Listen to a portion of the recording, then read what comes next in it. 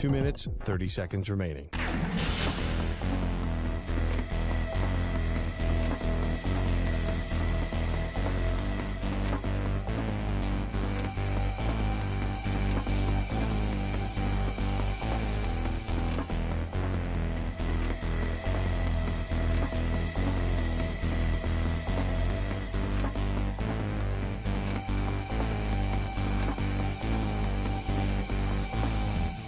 Two minutes remaining.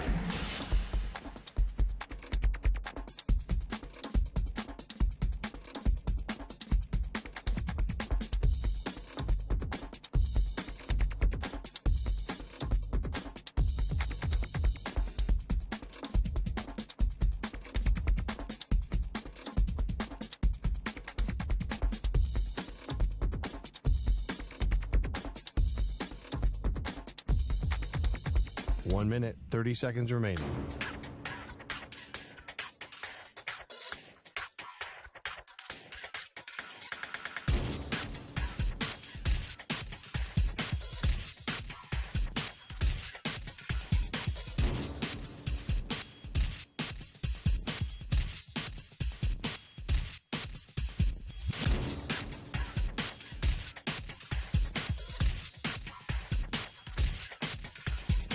One minute remaining.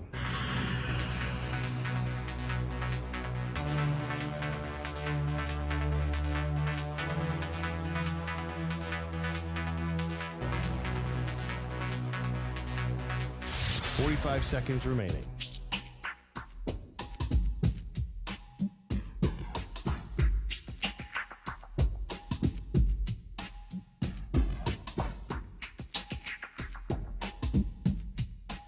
Seconds remaining.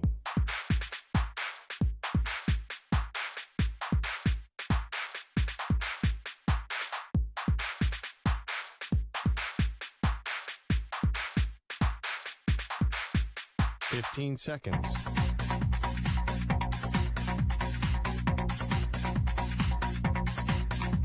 Break ends in 5 seconds.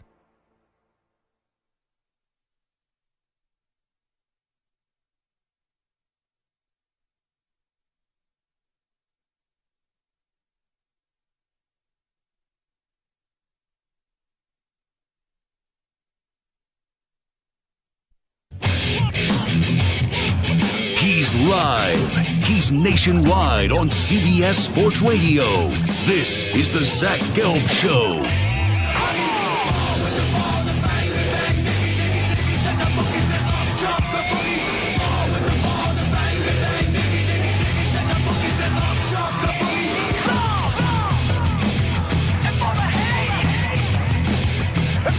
Here's your host, Zach Gelb. Live from the Play Show, yet not overly ostentatious studios of CBS Sports Radio here in beautiful New York City, sitting on top of the 10th floor of 345 Hudson Street.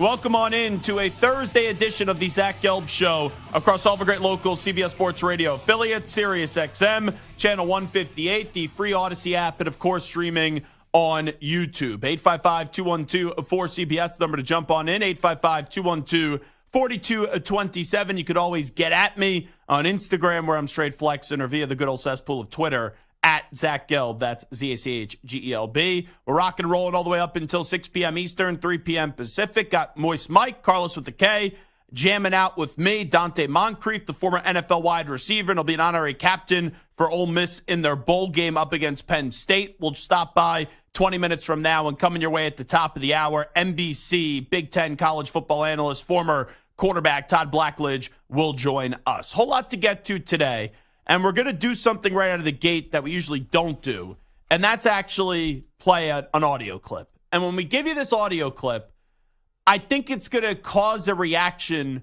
with a lot of people, and I understand why you would react this way, but I actually think the move would be the right move for the Dallas Cowboys. Here is NFL insider Jordan Schultz on FS1 yesterday talking about Dak Prescott. Remember, Dak Prescott has one more year left on his contract, and he's a free agent after 2024 if he wants to be. because he has a no franchise tag clause in his last contract. Here is Jordan Schultz on the future of Dak. He's going to get between 55 and 60 million. Now, we already seen Joe Burrow get that 55 number. Dak Prescott has an opportunity to reset it. I think the floor is around 55. Remember, both sides highly motivated. And don't forget, he has a no trade and no tag clause. He has all the leverage. I was just at owners' meetings in Dallas. There is no question that both Dak and Dallas, Jerry, want to get that thing done. He's a Dallas Cowboy quarterback in the sense of Staubach and Aikman. That's the type of season he's having, and he has earned it. And remember, we don't see great quarterbacks go to free agency. If he doesn't get paid, he becomes a free agent after next season at around 31 years old. Yeah. That does not happen. That's not going to happen. I don't care what you say about this individual season for the Dallas Cowboys and the way that we look at Dak Prescott as well. Can we stop with the Staubach and with the Aikman stuff?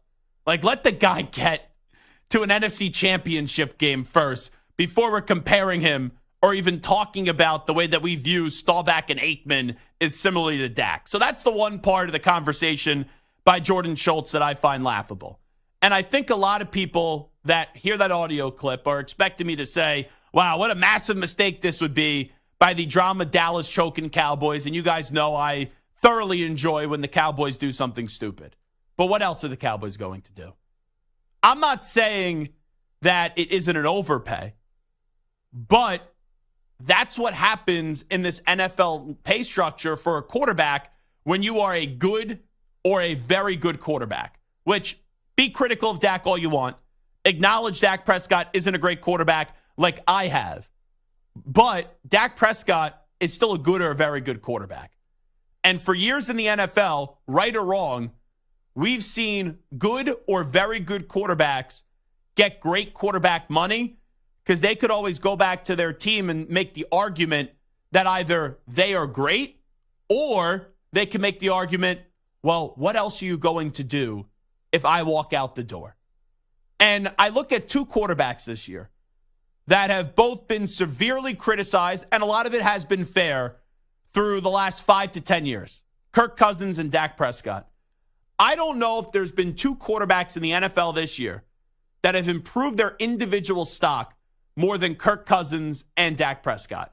And I say this not being a believer that Kirk Cousins ever wins a Super Bowl, and the same can be said for Dak Prescott. But Dak this year has been good. Dak has been solid. At one point, I never listened to this and I never entertained it, but there was a 3 to 4 week stretch where people were saying he's going to be the MVP of the NFL.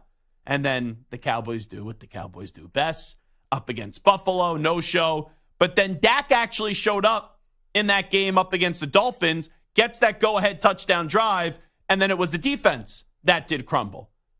So Dak Prescott this year has put himself in a spot where he hasn't been the reason so far why the Cowboys aren't going to get to where some people think they should go. Now, come playoff time, if they go up against San Francisco 49ers, and let's say he has the ball late and he's not able to get the ball down the field and give them the lead or at least tie the game, then the conversation still may change, but I don't think one individual moment is going to change the entirety of a season where you would then say, we're not going to pay Dak Prescott. Because I don't know where else the Cowboys are going to go. Like, you could say, oh, go draft a quarterback.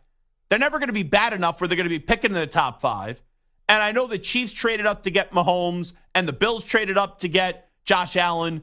But A, that's not easy, number one. And number two, how many years do we sit here and we hear about a quarterback draft class or we hear about quarterbacks coming from college and all of a sudden they get into the NFL and then they stink? And could you imagine the egg on the face that the Cowboys would have if they got rid of Dak Prescott and then never found someone that could be better than Dak Prescott? And that's coming from someone where I don't even love Dak Prescott as a quarterback. And I don't think in terms of value, yeah, Dak Prescott is a $55 or a $60 million guy. But it doesn't matter if I have that opinion. Dak could talk himself into getting a contract that resets the market because he's good enough.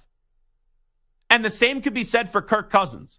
Now, I don't think Kirk is going to get a long-term deal and that lucrative of a deal. I think it'd be on a shorter 2 or 3 year deal. And Minnesota has won some games without Kirk Cousins, but now they're starting Jaron Hall. So we've seen them go from Josh Dobbs after Kirk Cousins got hurt to Nick Mullins and now Jaron Hall. They don't have an answer at the quarterback position. And guys like Justin Jefferson and Jordan Addison and KJ Osborne and TJ Hawkinson, they'll all tell you when Kirk gets ready to hit free agency next year, the right move would be to bring Kirk Cousins back. Because once again, who are you bringing in for next season that's going to be better? Like, you want to throw out Russell Wilson? I'd rather have Dak Prescott, and I'd also rather have Kirk Cousins right now on either the Cowboys or the Vikings than Russell Wilson. I mean, I'd have said that 2-3 years ago, and that's even with Russ having an improved year this year. But he's still not better than Dak, and he's still not better than Kirk. You want to say trade for Justin Fields? Okay. Like, I could entertain trading for Justin Fields, but Justin Fields is potential. You're hoping Justin Fields turns out to be something. And maybe Justin Fields, if he puts it all together, has a higher ceiling than Kirk Cousins and then also Dak Prescott. Maybe. But I don't know that. Because potential means you haven't done it yet. And I also don't know if the Bears are trading Justin Fields. So for the short term, it is the right move for the Cowboys after this year because it's 1 year left on the contract. You don't want to get Dak annoyed where at the end of that deal, he's like, all righty, I got a similar deal somewhere else. I'm going to go there. And then you're left there saying, well, man, we have nowhere to go. And we weren't anticipating this with someone. So I think you got to get this deal done. Now, you could also argue that Dak should take fewer dollars because Dak needs talent around him. Heck, all quarterbacks need talent around him. Like, we all know how great Patrick Mahomes is. Look at the year that the Chiefs are having. Look at the year that Mahomes is having when you don't have receivers that could simply catch the football. But 9.9 times out of 10, whenever we have this conversation of should a quarterback take less money, we all say, yeah, they should take less money. But rarely is there an instance where you see quarterbacks take less money because this is a lethal, violent sport. And not even if it wasn't, we're all wanting the most money that we could get. And hey, like, for example, I hope Spike Eskin and David Mayernick aren't listening. But if our bosses said, Zach, we want to pay you $30 million, yeah, I'd be the first person to say I'm not worth $30 million a year. But if someone's willing to pay it, guess what? You're worth it. And Dak has talked himself into a situation this year where even though you're like, wow, $55, $60 million, that's absolutely crazy, and you're not wrong, what else are you going to do? What else are you going to do for the next 2 to 4 years that will be better than Dak? And that's the biggest problem right now that the NFL has. Because there's not a lot of great quarterbacks in the NFL. There's a lot of guys that we say are great quarterbacks, but in reality, there's not a lot of great quarterbacks in the NFL. And sometimes just having a good quarterback, it may not win you a Super Bowl, but it keeps you in the playoffs. It gives you a ticket to the dance, and maybe you have a chance to win a prom king one year. You know, maybe you have a chance to walk away with the Lombardi Trophy. So Dak and Kirk Cousins have been two quarterbacks that we have slammed here on CBS Sports Radio. And I've taken my shots at Kirk Cousins. I've taken my shots at Dak Prescott. I still don't think either are going to win a Super Bowl. But I don't think there is a better alternative for the next year or two with the Vikings and then also the Dallas Cowboys, but then to run it back with Dak Prescott and Kirk Cousins. And I see Samter already. He's shaking his head. He's an angry guy right now. He's not happy. And I saw that beard just shaking, and he was all frustrated. He is as red as a tomato right now.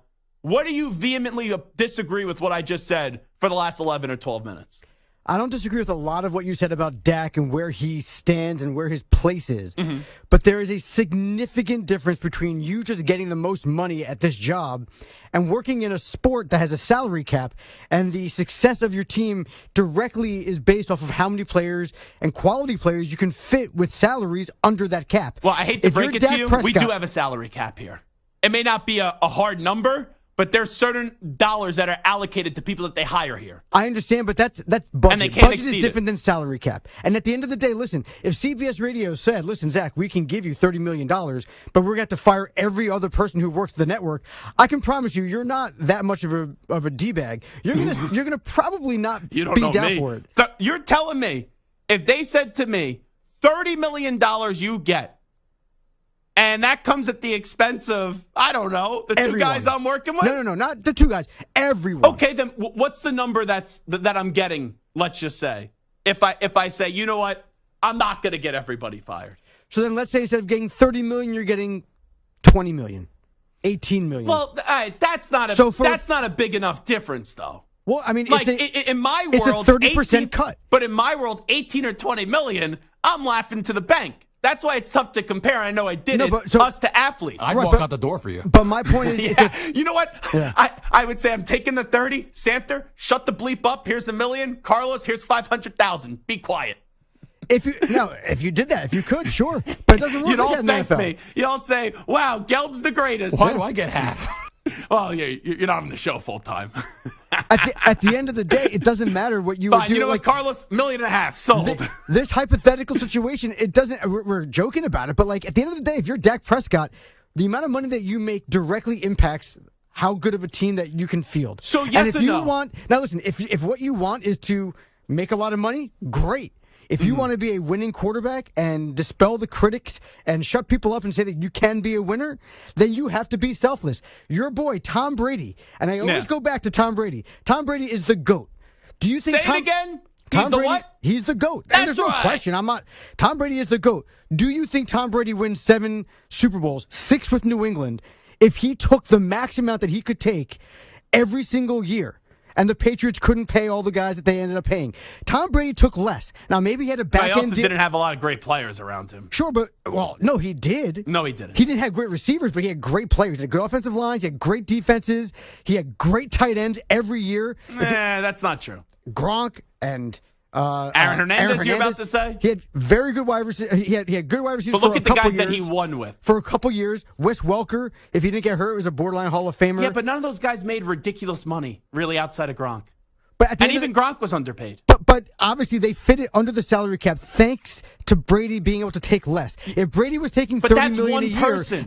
What? That's one person. Yes, and that's the quarterback. And the quarterback, if the salary cap is $210, Has it stopped $220 million. Mahomes from winning another Super Bowl? But Mahomes didn't take the max. Okay. Do we now Mahomes look at the hold on? Do we look at the Bengals now since Joe Burrow got a big payday and until he got hurt? Did we say, the Bengals are going to fall? No. Here is the thing. The salary cap, there is ways to work around it. Because every year when I was in Philly or, when I've talked about the Saints, this team can't get under the cap. How are they going to get under the cap? And they all find a way to do so. You can always find a way to get under the cap. Hold on. Guess what? We live in a world where we are selfish. And that's fine. So I can't sit here and say Dak shouldn't take that money when I would take the money and I would make the guys that are the salary cap geeks figure it out for everybody else. Because guess what? I'm worth that money. And not how it works. You're telling me, well, it is how it works. It's not how it works. So you're telling me they come to you, Samter, and they go, we'll give you. It's a different job. Hold on. You're telling me you would take, Michael Samter would take, let's just say $100,000 less to get a better team on the Zach Gelb Show on CBS Sports Radio? No, you wouldn't. The job that I have here and Dak Prescott and the Dallas Cowboys quarterback is is much different. It is a false equivalency. Now, if we're talking about being on like an award-winning movie, right? We're talking about maybe winning Oscars. We're talking about, some high-level multi-million-dollar project where we can win Oscars but the only way that we can win this Oscar is if we get Steven Spielberg as our director. But the only way to get Steven Spielberg is for me to take $10 million rather than $30 million. you know what? Maybe it'll be worth it for me because me winning an Oscar, me getting that movie, it's a different story. Now you're a team player? You're a team player now? Say it again? Now you're a team player. I didn't stutter. I said what I said. Yeah, come on. This is when it comes to sports, it's individual different. decisions. It's not. You can't compare athletes and their contracts and salary caps in a sport to the jobs that you and I do. It's different. Fine. There are consequences. There are people who are counting on you. There's been one great quarterback to take less, and I get it. And it's he is Tom the Brady. greatest. But it and doesn't. I can promise you, Tom Brady's not winning 7. Stop talking for a second. Jeez. But it doesn't mean that there haven't been other guys to win that took the bag and that have took the most money. And you only have so many years to play this game, and I don't fault anybody. I'm not going to tell Dak to go take less because he's worth what the Cowboys want to pay him. And then guess what? It's up to Jerry Jones, Will McClay, Stephen Jones to figure it the rest out. And guess what? If they want to sign into a $55 to $60 million deal, it's up to them. It's up to them to figure out how to pay the other guys and who gets cut and who moves on. And guess what? That's the ruthless business world that we live in. It is the Zach Gelb Show on CBS Sports Radio. Dante Moncrief will join us on the other side. We'll take a break and be back in 5. You're in a 5-minute break.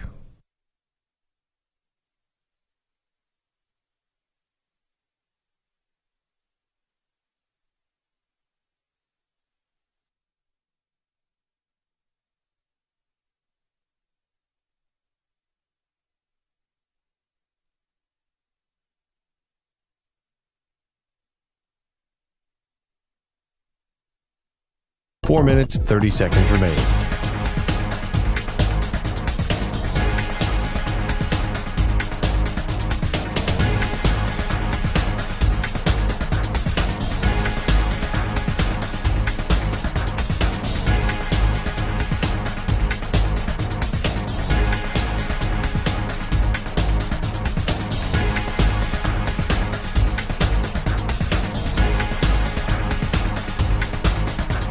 Four minutes remaining.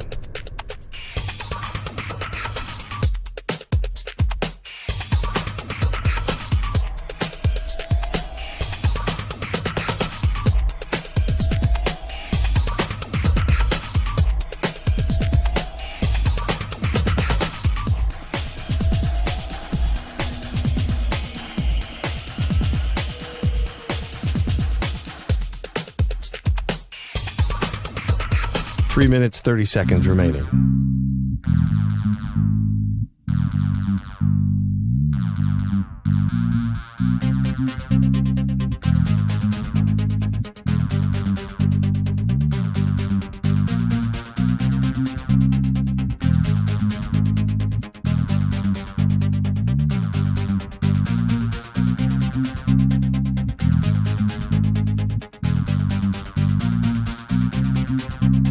Three minutes remaining.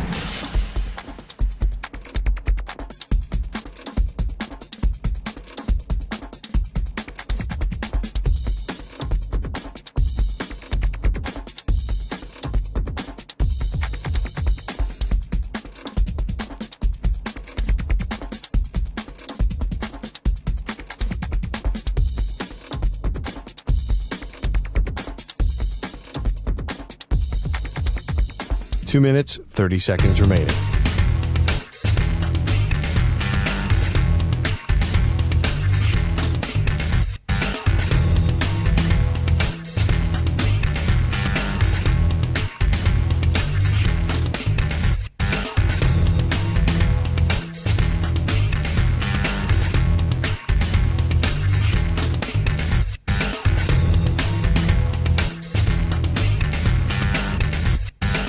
Two minutes remaining.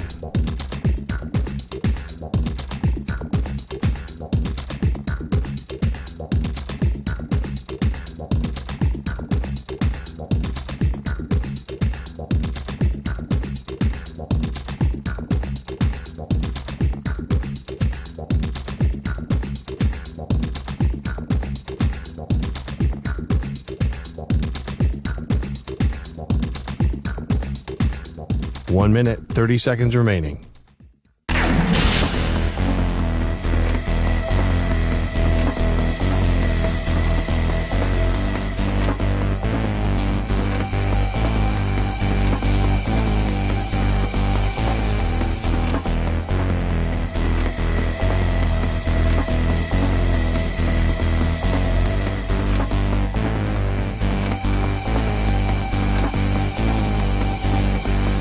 1 minute remaining.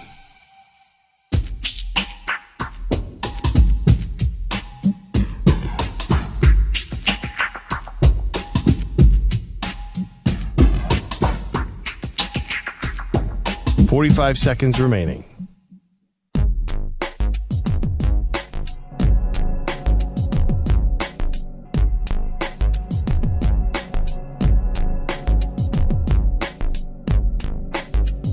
"30 seconds remaining.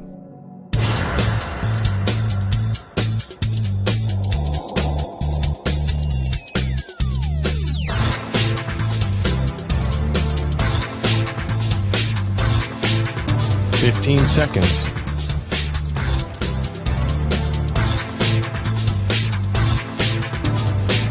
Break ends in 5 seconds.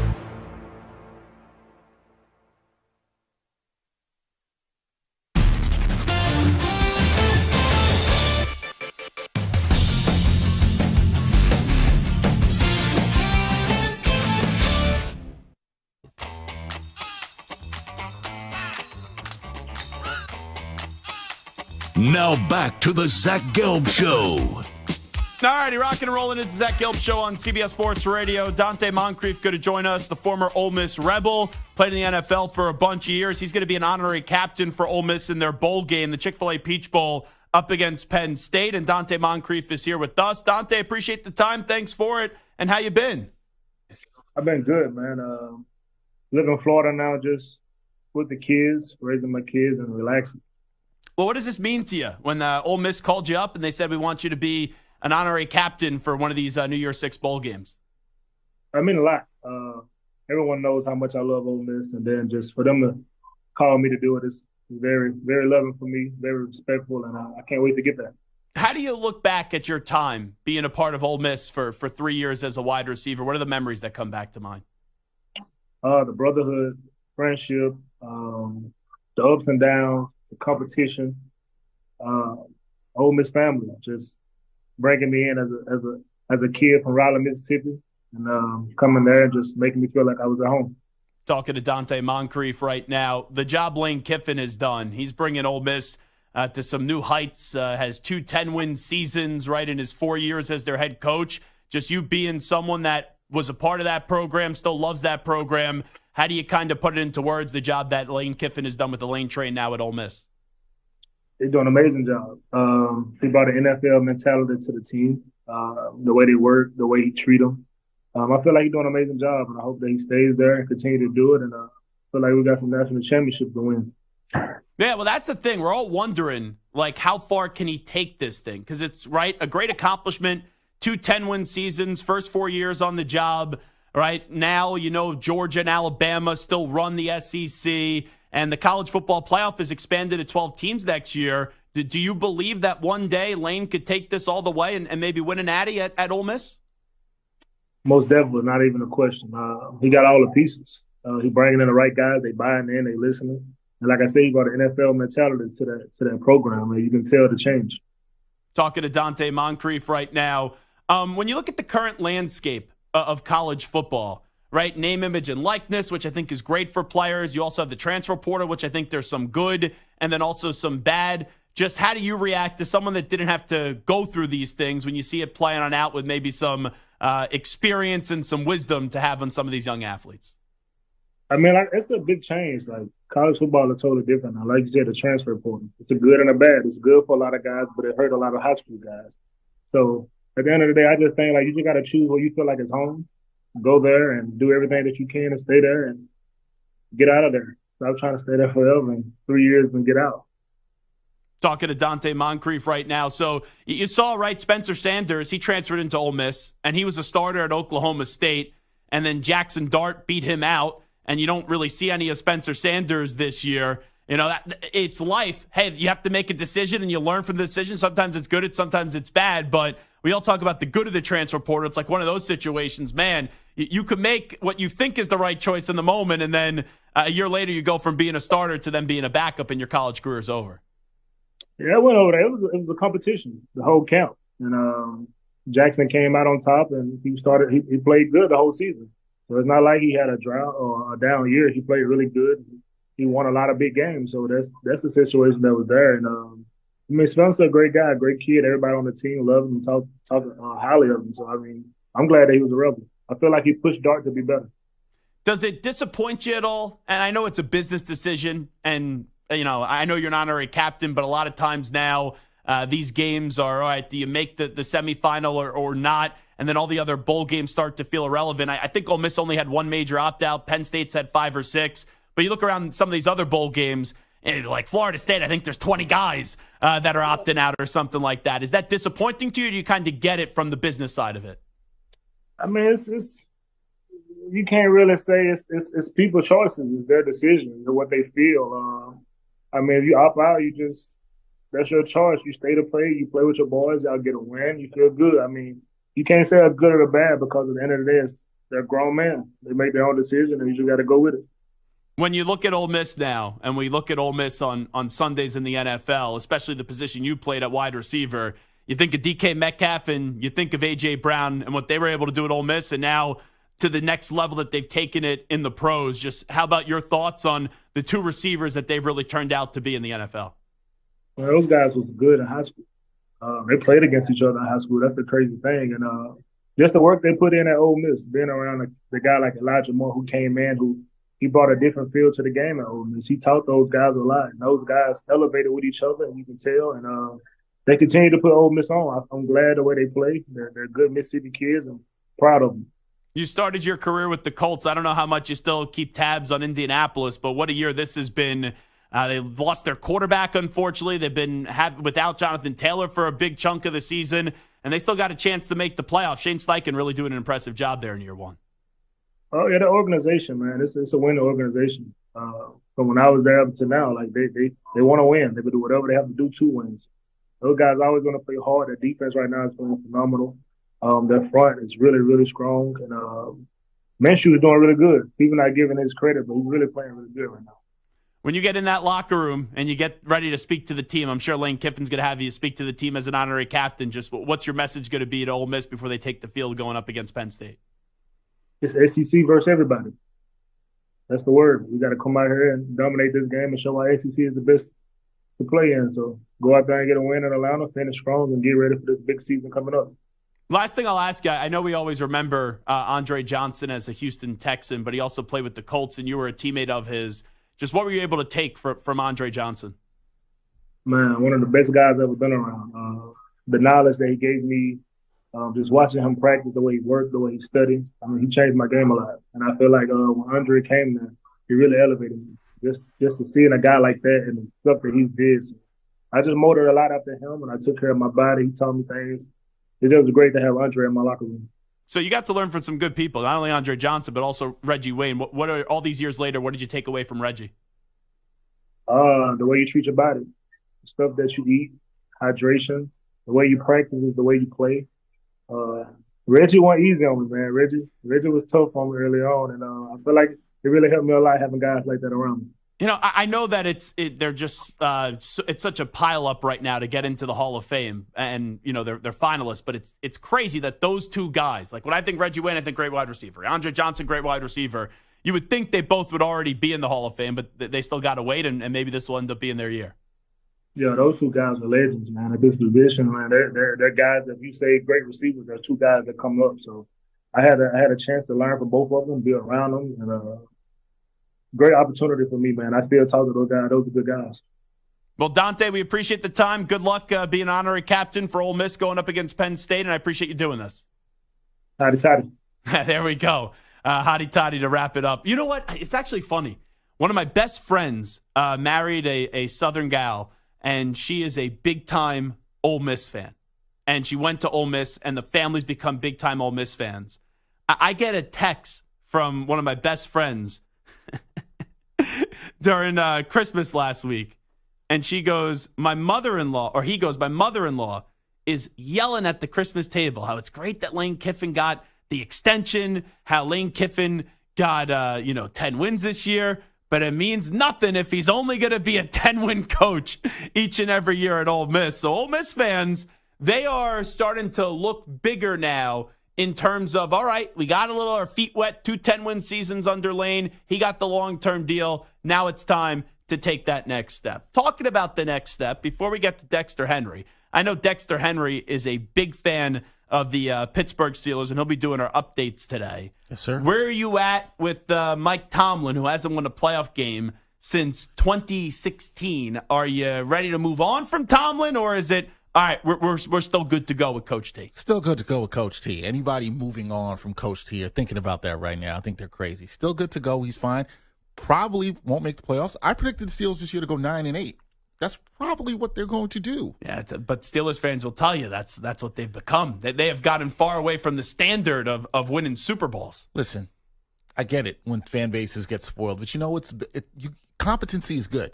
You don't want to be the Jets or some of the teams that, I'm not trying to throw shots at other teams, but don't have any competency. I'd rather be competent and incompetent. Tom's a good coach. I still think they have to figure out is Kenny Pickett the real deal at quarterback? No. You say no, and I'm fine with that. Are you going to find a quarterback? The defense is there. There are talented weapons on offense. Absolutely. So I don't. But think here's my fear. Yeah, go ahead. Because we saw this when Big Ben was there. When the offense with the Killer Bees was cruising, the defense stunk. Then Antonio Brown was Antonio Brown. Yeah. Le'Veon Bell ended up on the Jets after the whole contract situation. And Ben just started to deteriorate because his body wasn't holding up. And then the defense got really good.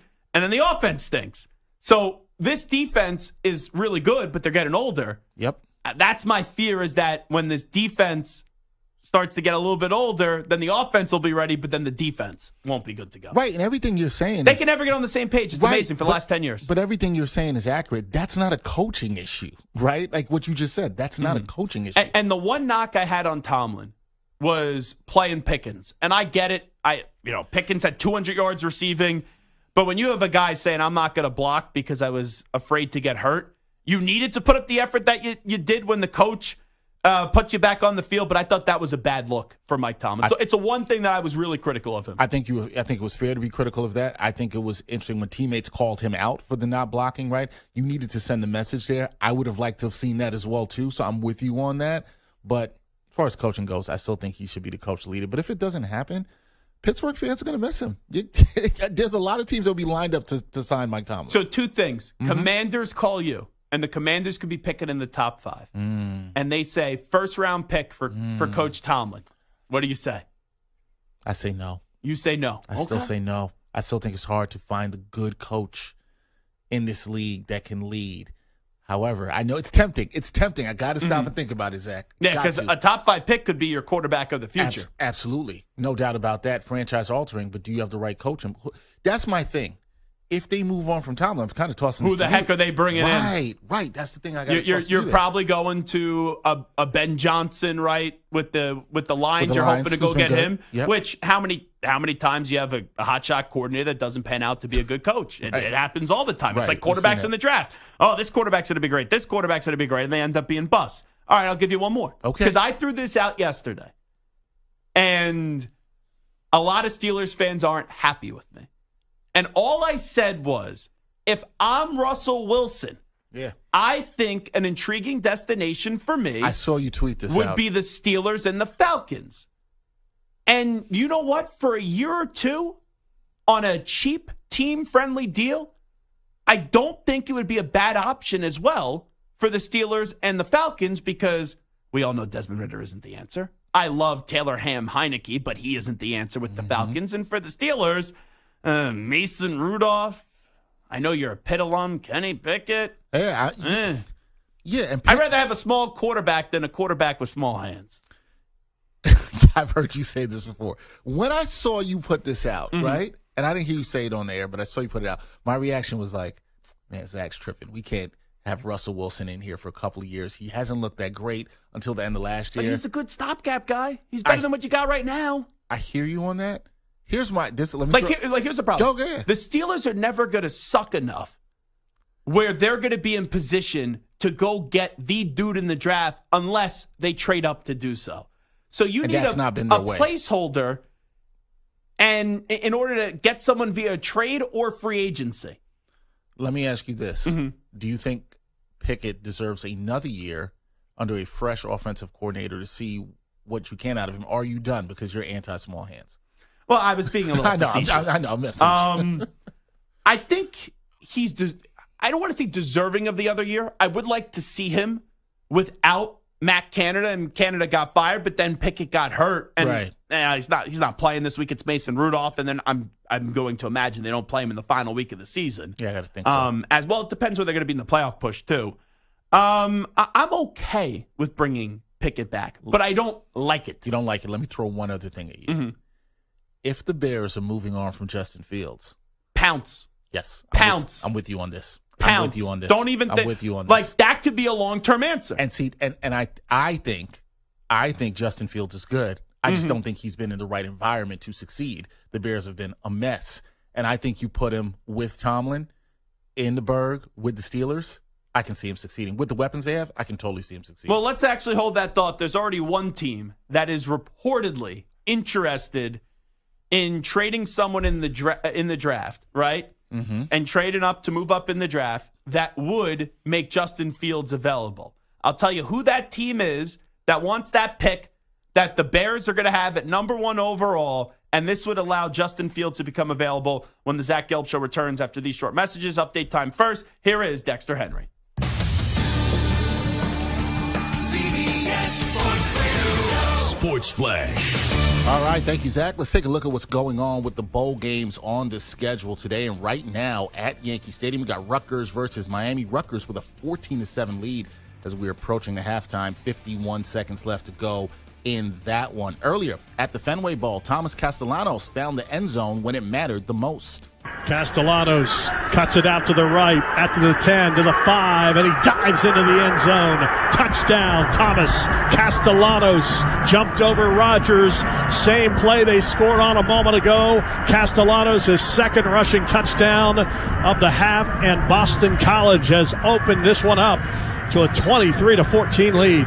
The Boston College QB rushed for 156 yards and 2 scores. As the Eagles, they soared past SMU 23-14. Later, it's the Pop-Tarts Bowl with number 18 NC State and number 25 Kansas State. And the Alamo Bowl later after that, pitting 14th-ranked Arizona against number 12 Oklahoma.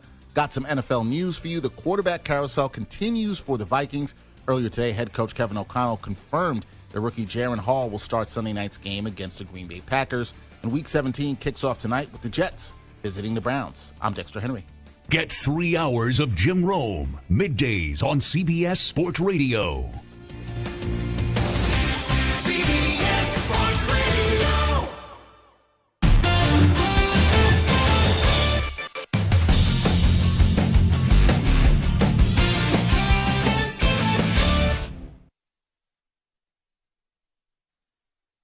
You're in a 5-minute break.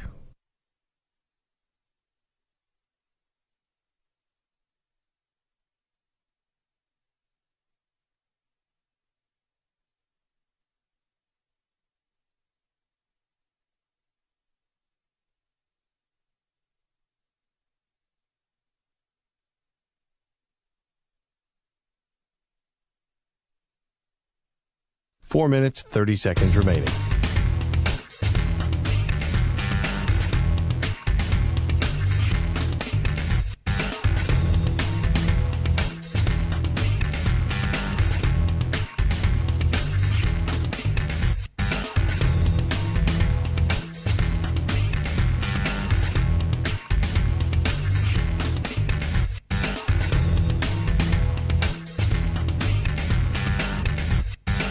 Four minutes remaining.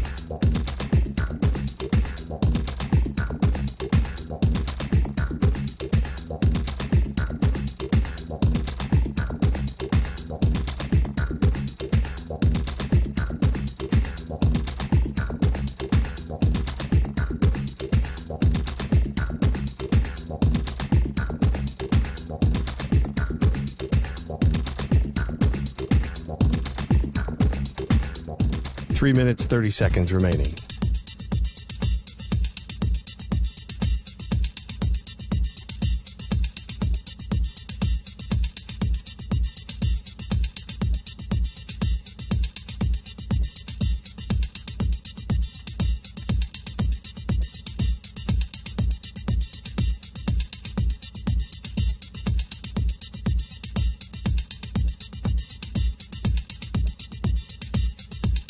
3 minutes remaining.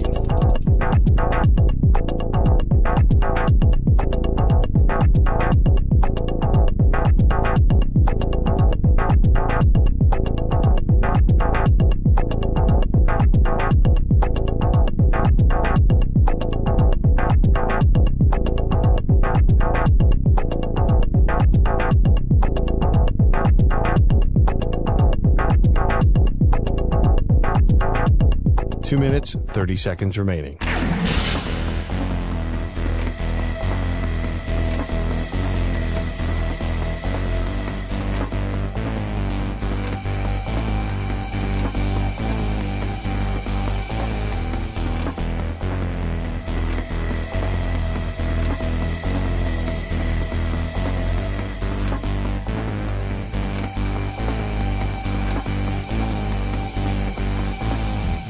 Two minutes remaining.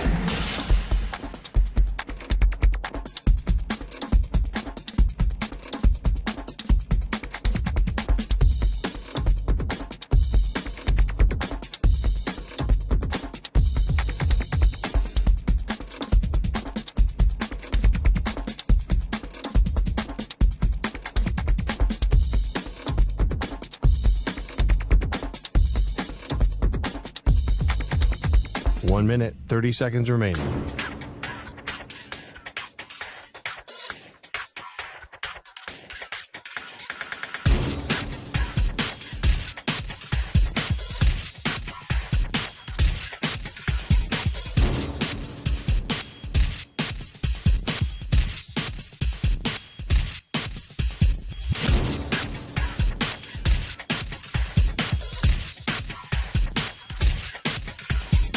One minute remaining.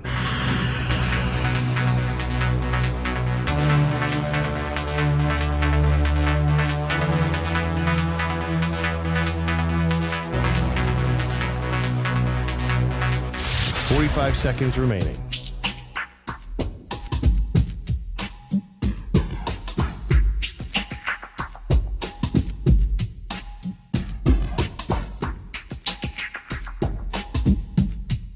Thirty seconds remaining.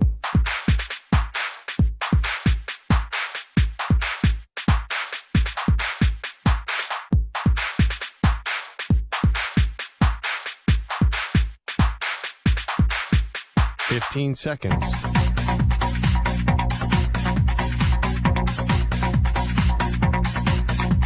Break ends in 5 seconds.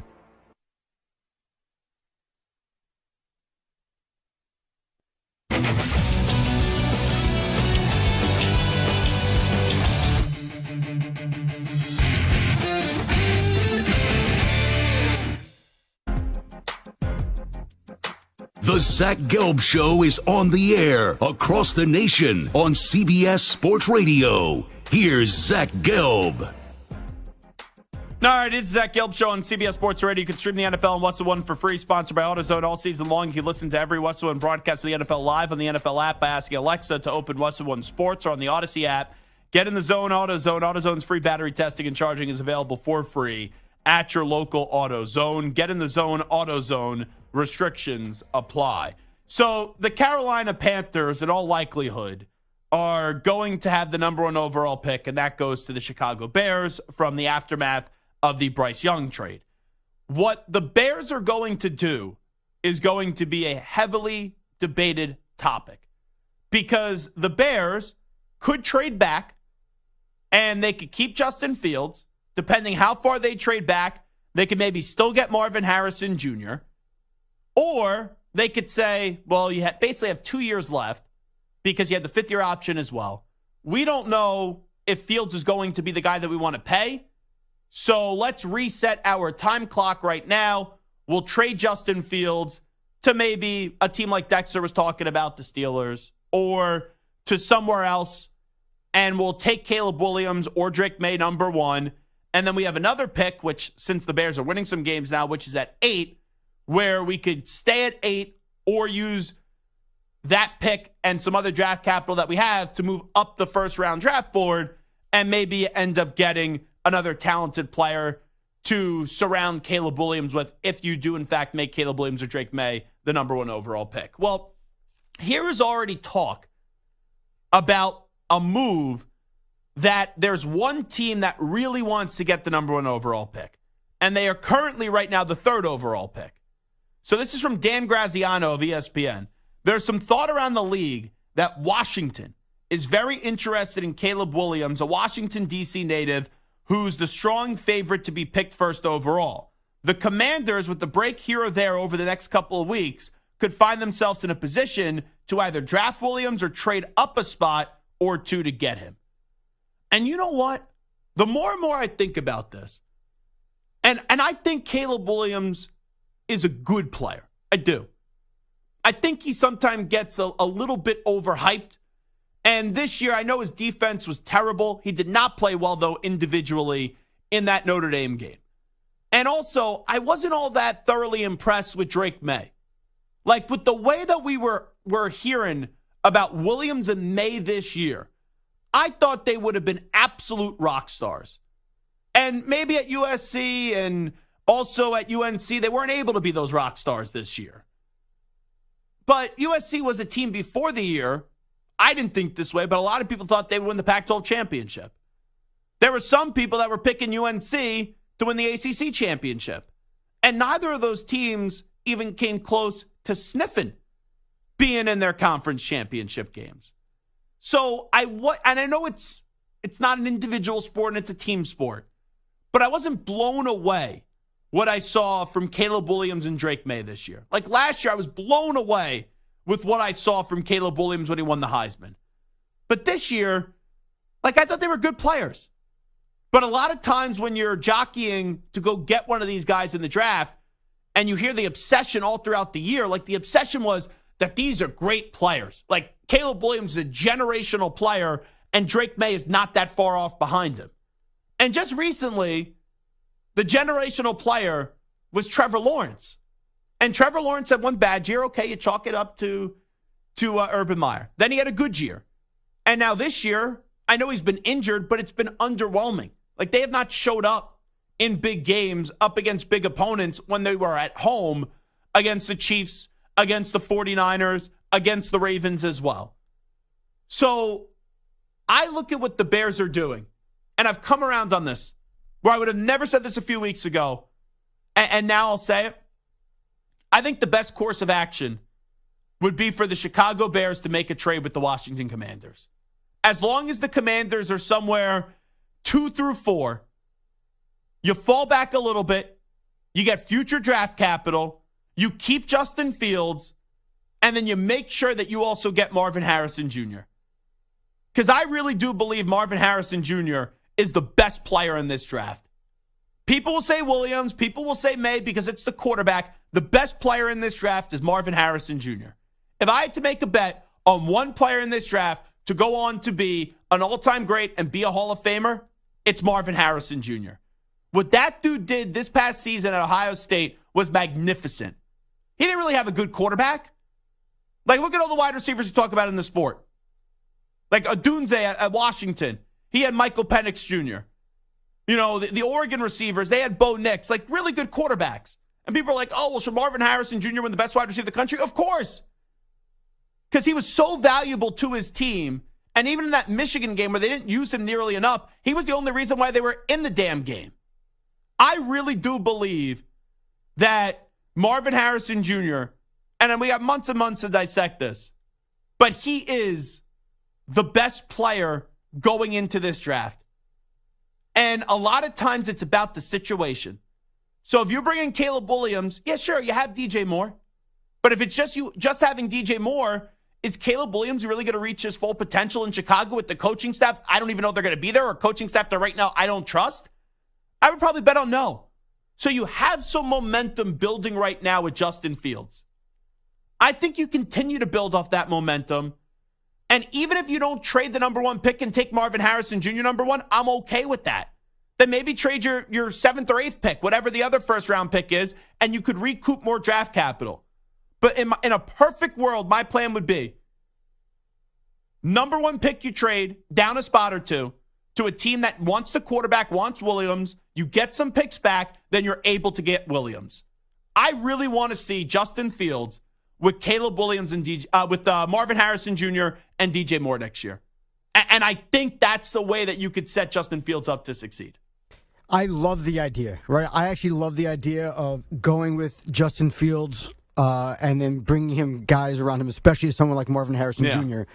My only concern is that the Cardinals right now have the number 2 pick. They're not going with the quarterback. It's a great point. So if you trade out... You need the Commanders to get to 2, which is not crazy. Exactly. You need to have that pick available. You cannot let the Cardinals pick ahead of you because they're taking Marvin Harrison Jr. Yeah. So, like, if you go back with the Patriots or the Commanders to 3, 4, or 5, even with the Chargers... Yeah, you probably won't get Marvin Harrison. You're not getting Marvin Harrison. Yeah. So, I love the idea. I just worry that if you trade back, you're losing out on that guy because the Cardinals are at 2. So, this is what I will tell you. If it came down to, at the number 1 overall pick, not trading it back or taking Marvin Harrison Jr., or trading it back and losing Marvin Harrison Jr., taking Marvin Harrison Jr., I'm taking Marvin Harrison Jr. I think so, too. And then also, it shows where the sport is right now. Look at the trades that just happened with Devontae Adams and Tyreek Hill and the contract those guys got. Like in the NFL, the number 1 most important position is quarterback. Then after that, you could probably argue it's left tackle, right? Protecting the blind side of the quarterback. But after that, I think it's wide receiver now. I really do. Because wide receivers in a pass-heavy league, if you have an elite wide receiver, it is phenomenal. And I really do think Marvin Harrison Jr. could walk into the league and have a Justin Jefferson, Jamar Chase type of impact. I think in a very short time, he will be a top 5 receiver in the league or a top 3 wide receiver in the league. And it's not that I've soured on Williams or May. They just, neither of them have blown me away this year. And Fields is showing you that he has something. And as long as Poles is there, because if new GM comes in, I think they're blowing the entire thing up. But if Poles is still there, I would continue to ride with Fields. You have DJ Moore and find a way to get Marvin Harrison Jr. too. And then I say, okay, you finally got something in Chicago that you could build with. Todd Blackledge will join us next. Zach Gelb Show, CBS Sports Radio.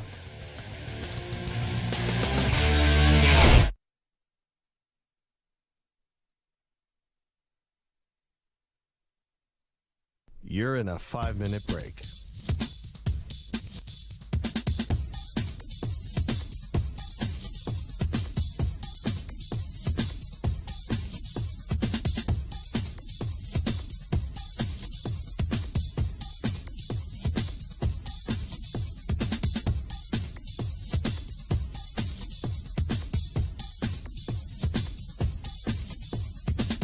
Four minutes, 30 seconds remaining.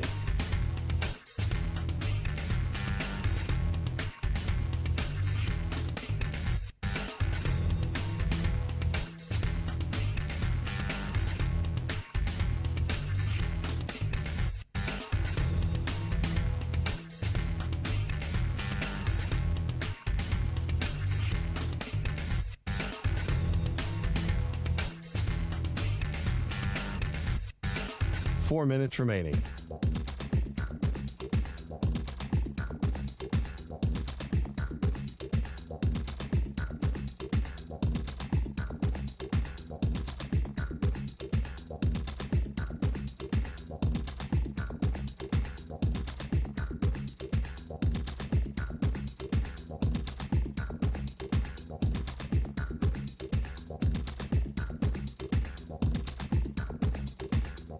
Three minutes, 30 seconds remaining.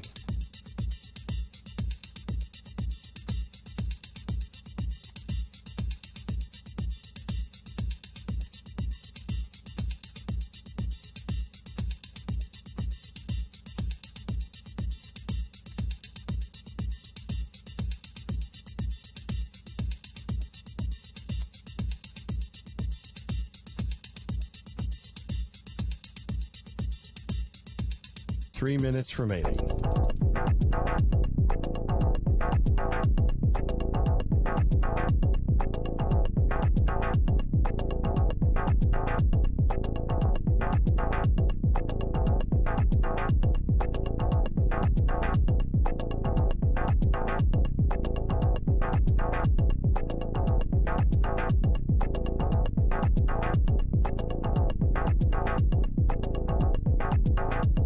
2 minutes, 30 seconds remaining.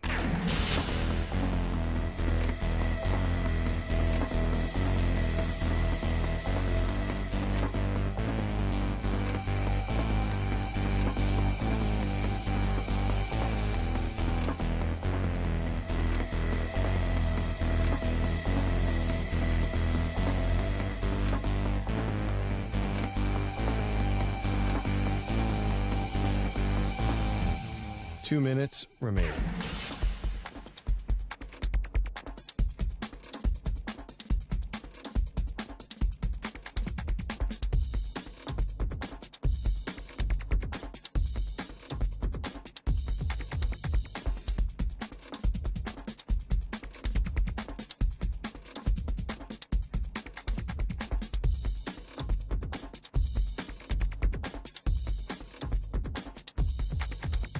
One minute, 30 seconds remaining.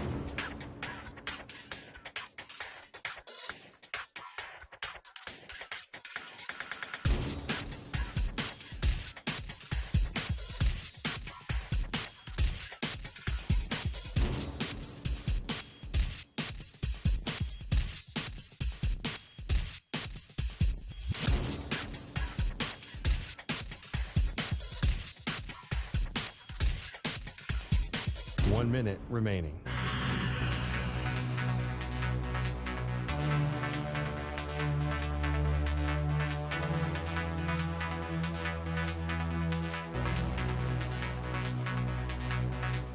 Forty-five seconds remaining.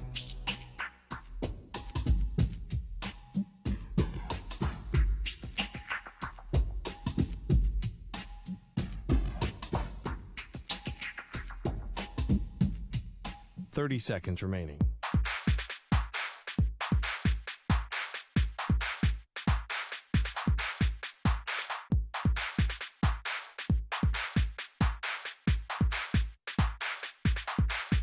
Fifteen seconds.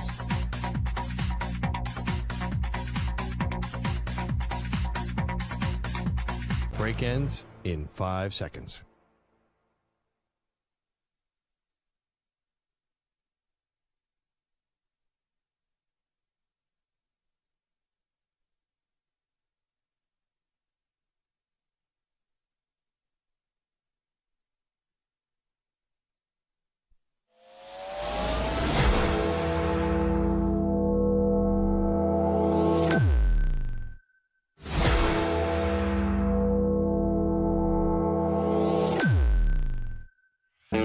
He's live. He's nationwide on CBS Sports Radio. This is the Zach Gelb Show. All righty, away we go. Hour number 2 of our radio program. That's right, it is the Zach Gelb Show, coast to coast on CBS Sports Radio. I've been watching Todd Blackledge all throughout the year on his new home NBC, along with Noah Eagle, and they've been a tremendous booth. They even did an NFL game last week, and with the college football playoff right around the corner on New Year's Day, we're inching closer and closer. Todd is kind of to jump on board with us for a few minutes. Also, just a reminder, this portion of the show is brought to you by Wesley Financial. Stuck in a timeshare and want out? Contact Wesley Financial Group now and get a free timeshare exit information kit at wesleyfinancialgroup.com. Todd, appreciate you doing this. How you been? I'm good, Zach. Good to be with you, man. Well, thanks so much for coming on. That was pretty neat doing the NFL game. I know you've called so many games, but you and Noah have such great chemistry, and I thought you guys did an excellent job getting into the pro booth. Thank you. I appreciate that. It's been a long time. I mean, I think it's been over 20 years since I did a regular season NFL game. And so, the mechanics of just doing a football game are the same, but the game is different. The pace of the game is different. Obviously, the players are better, but it was a lot of fun. It was fun to be back in Pittsburgh. My dad coached for the Steelers for 10 years, back with Chuck Noll. And so it's a great NFL football city, and it was certainly fun to call the game. And I thought, Noah and I just kind of did what we did, and Catherine Tappan is excellent on the sideline too. So it was overall, I thought it was a really good broadcast. When we get to the college football playoff, a big topic of conversation with Jim Harbaugh is there's no extension yet. It was reported for a while that they were going to get it done. They asked him about the NFL. He basically gave a bunch of no answers one way or the other. I think this is it for Harbaugh at Michigan. How about yourself? Yeah, I don't know. I mean, earlier in the year, I thought for sure he was probably going to look to move on. But I don't know at this point. I mean, obviously, Michigan is making a really strong effort to keep him. They're pleased with what he's done. Controversy aside, through this season, he has done a great job. And, this team over the last 3 years has been as good as any in college football. And I think this year's team is the best that he's had. When you look at this matchup going up against Alabama, if you had to make the case why Michigan can win this game, how do you kind of formulate that argument? Well, I think they're a team that is a very close-knit team. They play for one another. They're a very unselfish team, and they're very talented. I remember earlier in the year talking to a couple NFL people, and they said they thought this team had maybe 15 to 17 draftable guys. I mean, that's a talented roster. That's the kind of roster we're used to seeing an Alabama have or a Georgia have. So I think they're very talented. I think the biggest case for Michigan is if J.J. McCarthy plays the way he's capable of playing. If he plays a great game, Michigan's going to be tough to beat.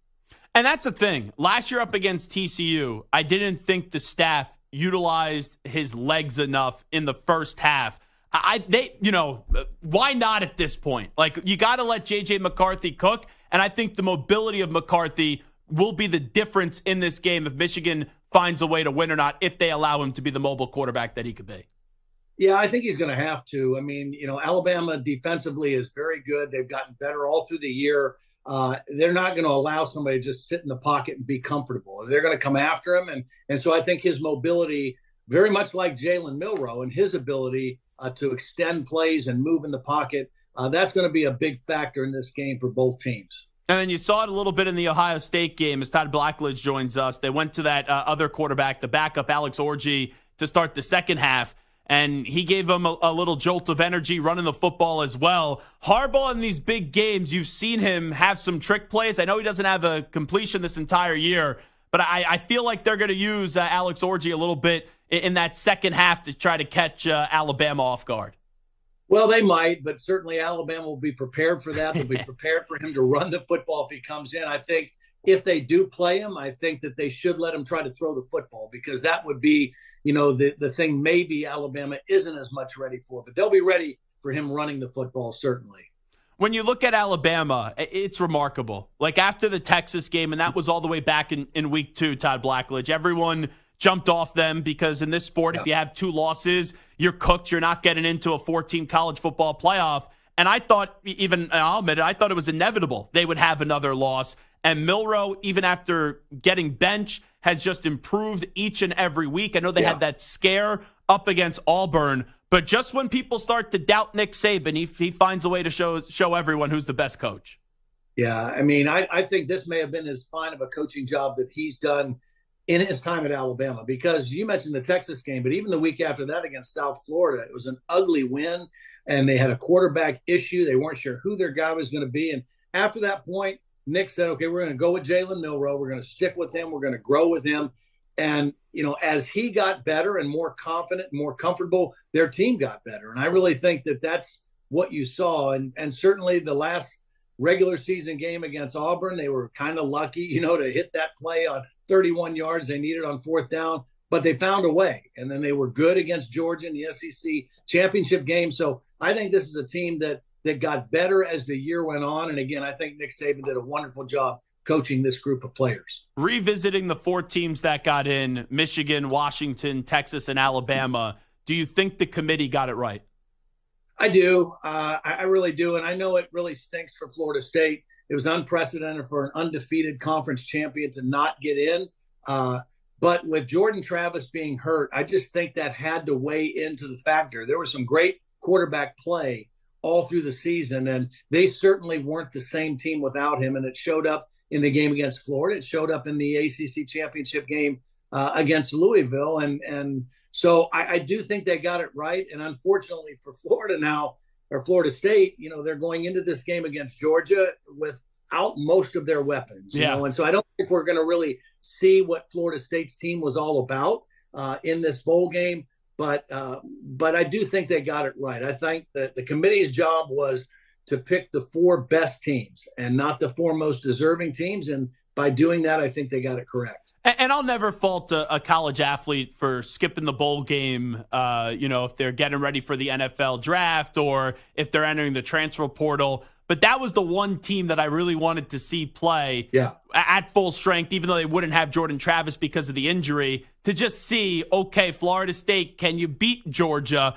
That was one of the bowl games where now a lot of times, Todd Blackledge, we really only care about the semifinal national championship. That was the one I was most looking forward to, but now there's really not a lot to look forward to there.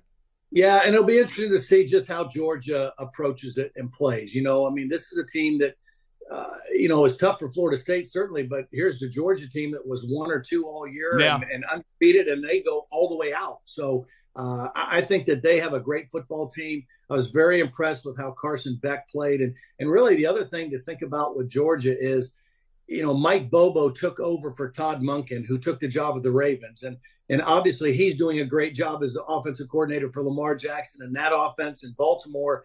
And Mike Bobo did an excellent job with a new quarterback in Carson Beck. And so I'm excited to see what Georgia looks like in their final game of the season. Could you imagine if Florida State beats Georgia? Like, could we have a UCF case on our hand where we start to have Florida State claim that they're the national champs being undefeated? There might be some noise. It can't happen, but I'll be very, very surprised if Florida State beats Georgia. I think they'll hang with them for a while, but I think ultimately Georgia will prove to be a stronger football team. All right, get into the other game, Texas and Washington. And I see Washington's a 4.5, 5-point underdog. They were a 9.5-point underdog up against Oregon before the Pac-12 championship game. I love what Kalen DeBoer has done with this program in 2 years, only having 2 losses. It's crazy, though. I still feel like they don't get the respect that they're deserving of this season. Well, I don't know. I think a lot of people that watch football have given them a lot of respect. I think that what they've done is impressive. I think the Pac-12 was outstanding this year in their final year. The Oregon team that they beat twice is a really, really good football team. So I think that they deserve to be there. And when I look at this matchup with Texas, they're very, very similar when it comes to offensive skill, power, and positions. Where I think Texas has a slight edge is I think they're better in the trenches on the defensive line, on the offensive line. And in games like this, having covered the college football playoff every year except this year, when you get to this level and this point, the teams that win the line of scrimmage typically are the teams that win the game. And so I think Texas is a little better at the line of scrimmage, but Washington has had a magical season, much like Michigan had a magical season and great chemistry and belief in each other. What Michael Penix Jr. and that offense has done and what that team has done, you can't negate that. They're going to go into that game believing they're the best team in the country. Maybe you have a different opinion on this than I do, but it feels like Texas and Washington is going to be a high-scoring affair, like maybe something 34-31, if not even north of that. I think it will be more high-scoring than potentially the other game. I just think that, those two teams are driven by offense and their ability to make big plays, explosive plays in both the run game and the pass game. And so I think both defenses will have their hands full in that one. And you also have Washington now going into a new conference after this year, the Big Ten, and Texas going into the SEC. Do you think those programs, we all know the brand of Texas, we know who Sark is as a coach, we know what Kalen DeBoer has done, but can both of those schools succeed in their new conference, which is going to be a bigger challenge? I think so. Obviously recruiting, is paramount, and I think both teams are recruiting at a high level right now. And I think, I'm excited working for NBC and the Big Ten for those 4 teams to come in to our league next year because not only are they big brands and successful teams, but they bring a style of offense that the Big Ten is not used to seeing on a weekly basis. The Big Ten is a defense-driven conference. And I think when you look at Oregon and Washington and UCLA and USC coming into the league, they're going to challenge some of those defenses with a different brand of offense. So I think it's going to be exciting. And Texas and Oklahoma moving to the SEC. Again, I think their rosters are better right now and more suitable to go into that conference than they were maybe a couple years ago. So I think they'll be able to compete as well. Who do you think, by the way, will be a better pro quarterback, Caleb Williams or Drake May? I think they both have a chance to be very successful. I really do. They're different. Drake May is athletic, but he doesn't make the kind of wow plays, with his legs that Caleb Williams does and the arm slots and all of that.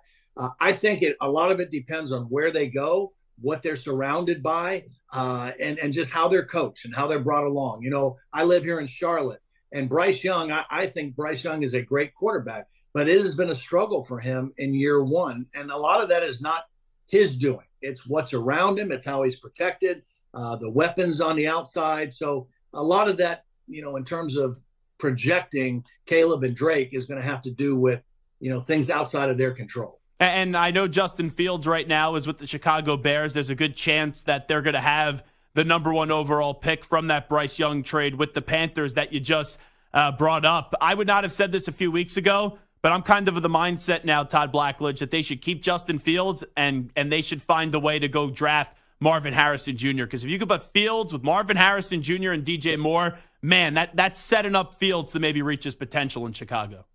Yeah, I think Justin Fields has shown something here of late, and I think that I think he maybe has garnered that kind of respect with Chicago. And look, Marvin Harrison Jr., I've covered him for a couple of years. He's the most NFL-ready guy going into the draft. I think he's the best player in the draft. Yeah, I think he's ready to be a star from day one. He has everything you want in a wide receiver, and so I could certainly see that being the case. All righty, let's get a prediction or two out of you. Who wins Michigan, Alabama? Who wins Texas, Washington? What are you rolling with?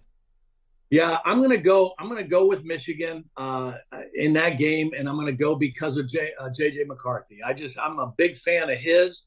I think that he will play an outstanding football game and manage the pressure that Alabama is going to bring at them. I also like Blake Corum. I think he's a great football player, and so I think they will find a way. And then in the other game, I'm going to go with Texas. I think that Quinn Ewers and I think it's because of the strength in the trenches that will win the day for Texas when it's all said and done.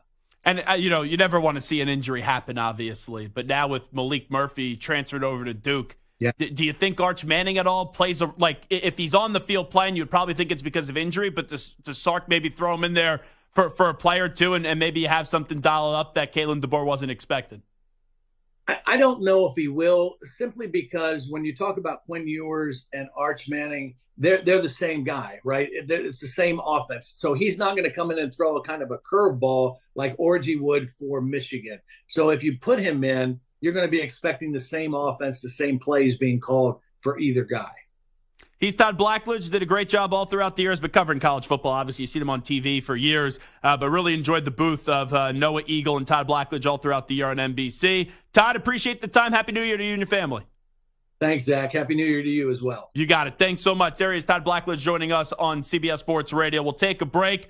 When we come on back, we're going back to the Russell Wilson news. Are you Team Russ or are you Team Sean Payton after yesterday's just mayhem where you end up having Russell Wilson getting benched for the rest of the season? Jarrett Stidham's now going to be the quarterback, and everyone's expecting that Russell Wilson is going to get released at the end of the year. You're in a 5-minute break.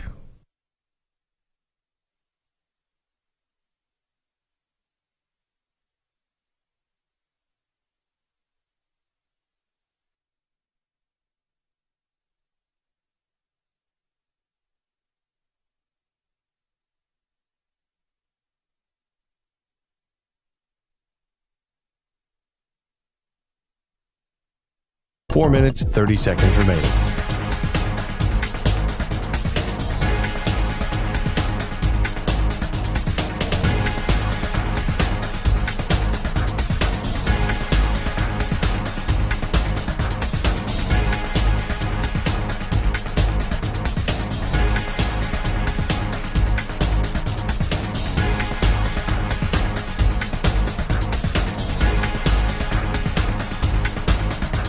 Four minutes remaining.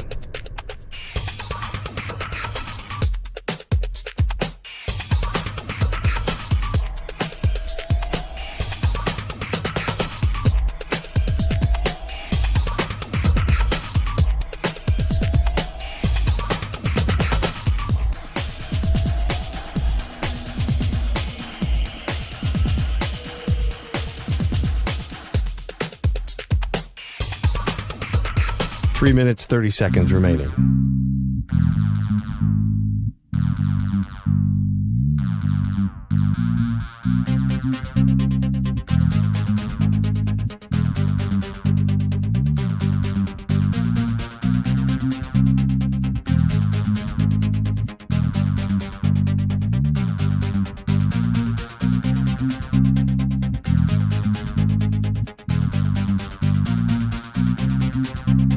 Three minutes remaining.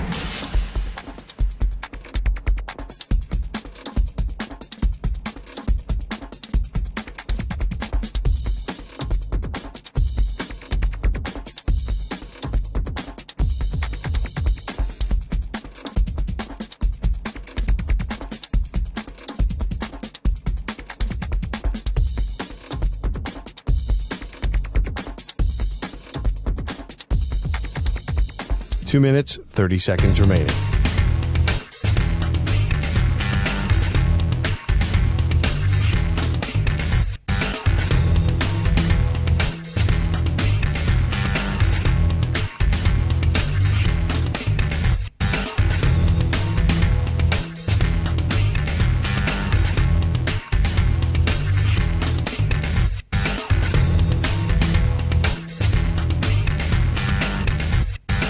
Two minutes remaining.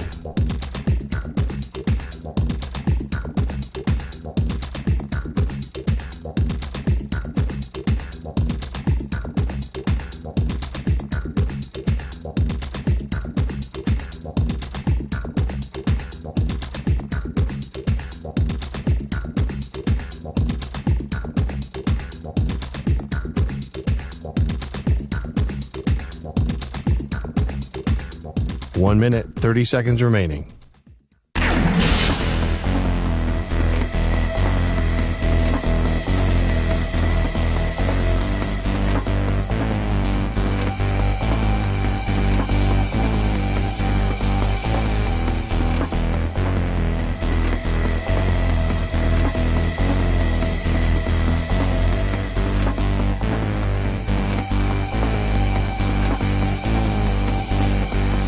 One minute remaining.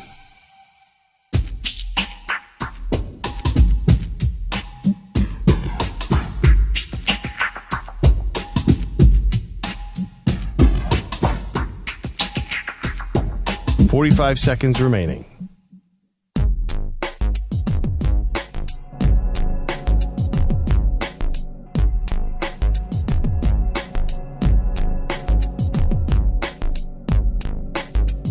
Thirty seconds remaining.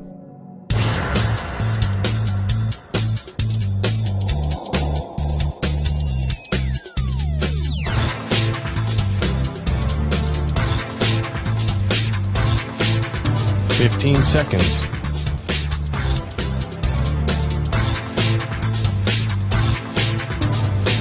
Break ends in 5 seconds.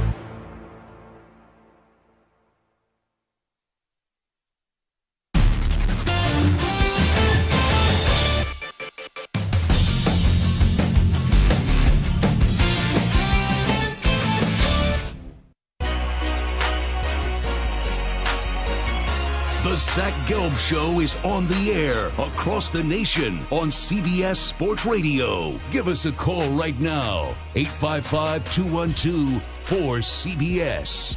All righty, Zach Gelb Show, CBS Sports Radio. I'm looking back at the last 24 hours. I actually have sympathy for Russell Wilson. And it's crazy because it's wild till you say one thing one year, and then the next year, it's totally different.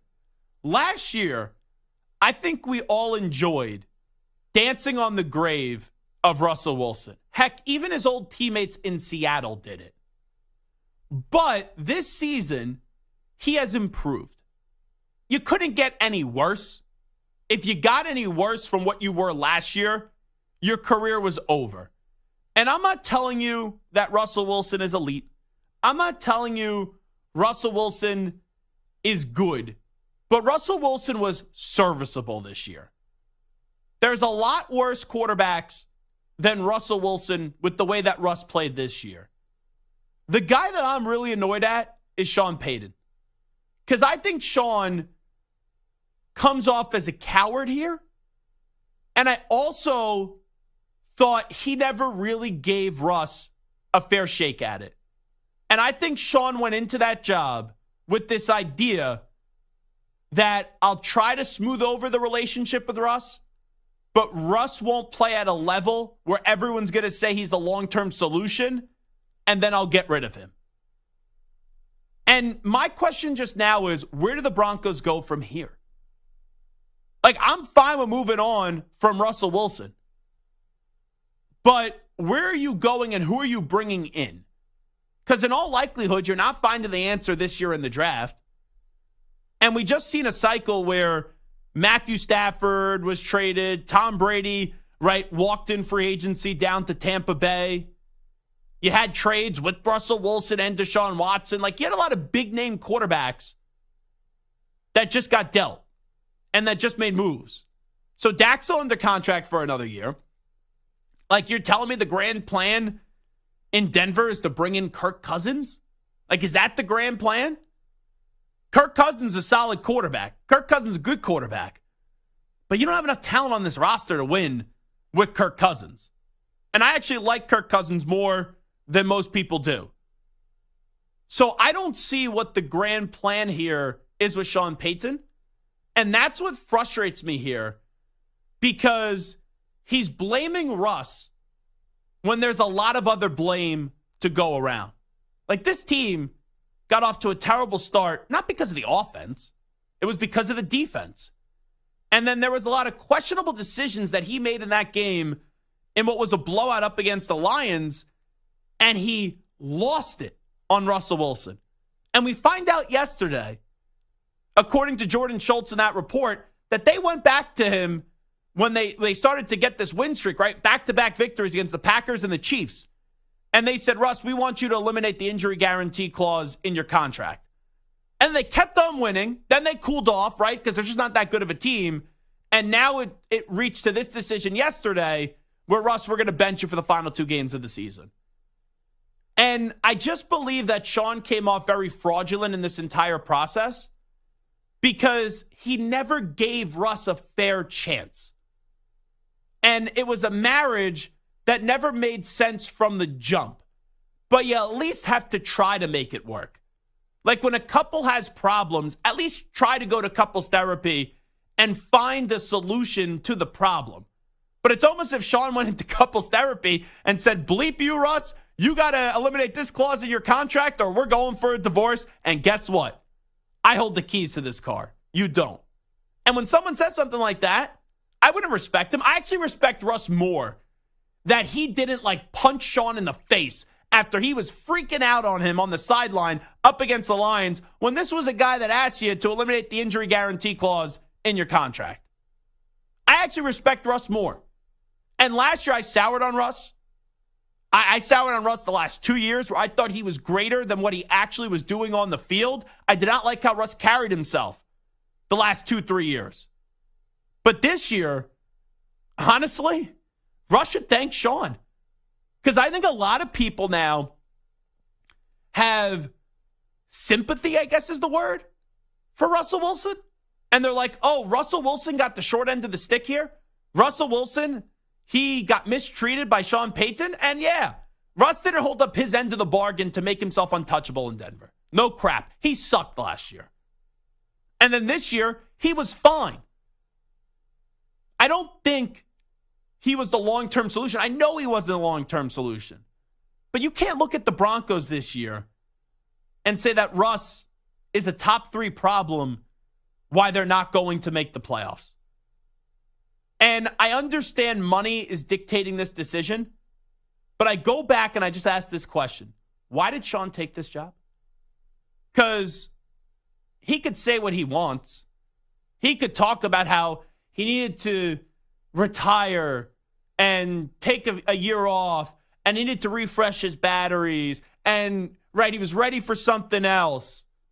The reason why you walked away is because you didn't have a quarterback. Drew Brees retired. Drew Brees broke down because of his injuries.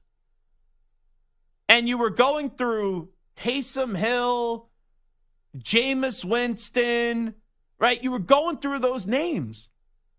And Sean, who's a really good offensive-minded coach, they thought Taysom Hill was going to be the answer.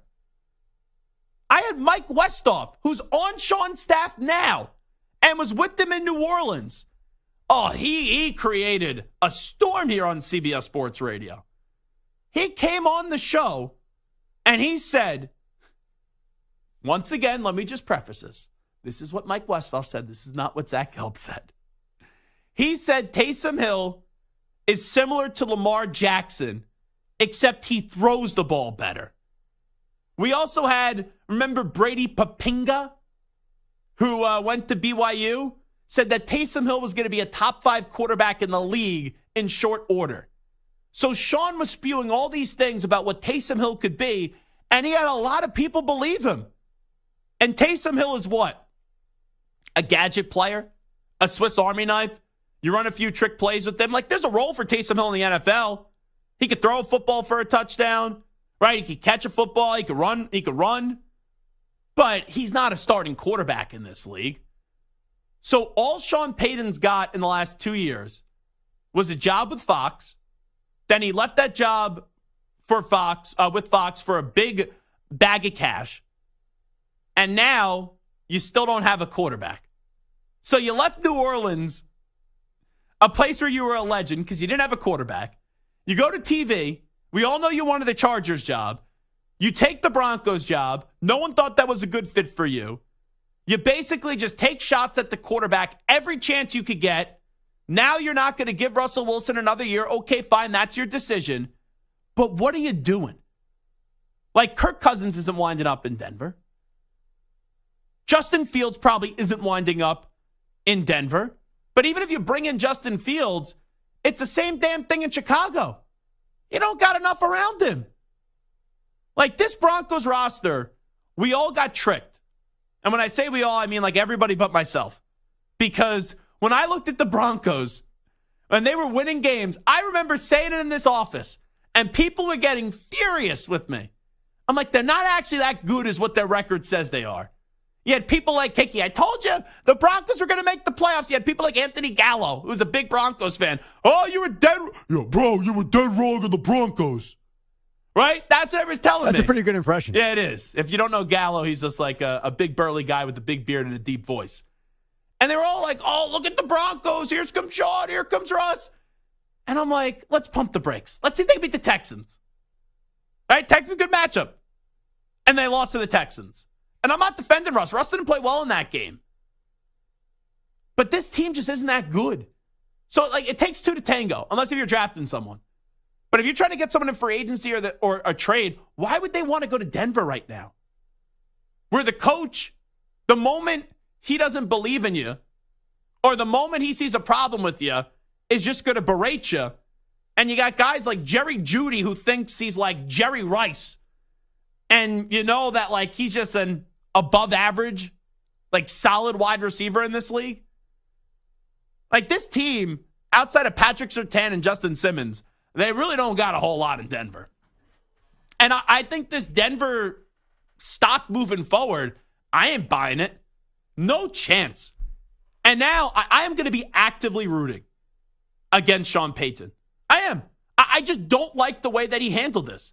I'm not saying he's wrong in moving on from Russ, but to not even give Russ a chance and then basically demand that they take away the guarantee clause in the contract because of the injuries that would make the 2025 salary guaranteed if you can't pass a physical sometime in March of 2024. And then every step of the way, you just took shot after shot after shot at Russell Wilson. It doesn't sit well with me. And this is coming from someone who danced on the grave of Russell Wilson last year. I went from thinking Russ was insufferable, and part of me still thinks there are parts of Russ that are insufferable. But now, enemy number one in my eyes between Sean and Russ, it's Sean. Like, he has really bothered me. And I usually don't root for guys to fail. But this is something you guys will learn about me. when I root for people to fail, it's when they don't take accountability. And that's all I sense from Sean Payton. He is the guy, when I'm winning, it's me. Me. But when I'm losing, it's like hot potato of where you're throwing the potato on who you could blame, and you're never taking the potato and just saying, okay, this is on me. This is my fault. Like yesterday. Oh, we can't just replace an entire wide receiving unit. We can't just replace an entire running back unit. So we'll just change the quarterback. Like, just be honest. It's financially driven. That's why you did this. You don't believe in Russell Wilson. At least have the guts to say that instead of just benching him and then hiding behind, all the excuses that you make.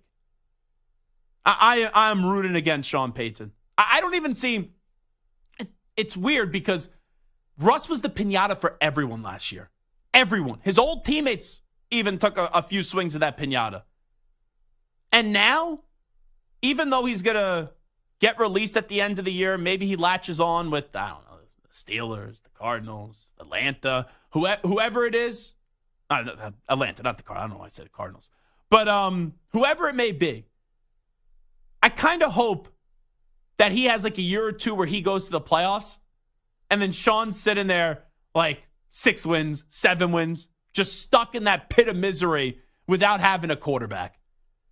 Because I thoroughly, if you can't tell, I thoroughly do not enjoy the way that Sean Payton has approached this. And now I have someone to actively root for the next 2-3 years because I don't know what's going to happen with my football team.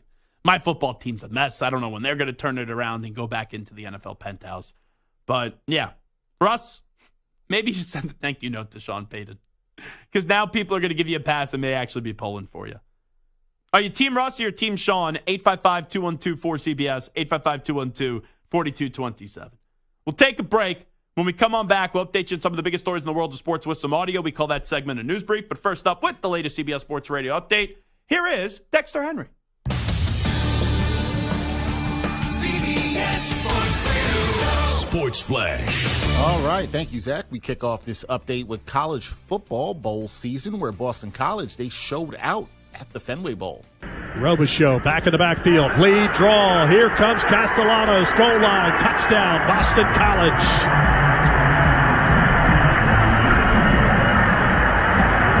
Went tempo and ran behind Show as the lead blocker, and he really didn't even need to block. Eagles QB Thomas Castellanos with his first of 2 rushing scores on the day. Both came in the fourth quarter as Boston College knocked off SMU 23-14 at Fenway Park. Right now in the Pinstripe Bowls, Rutgers and Miami with a 17-14 lead in the third quarter over Rutgers.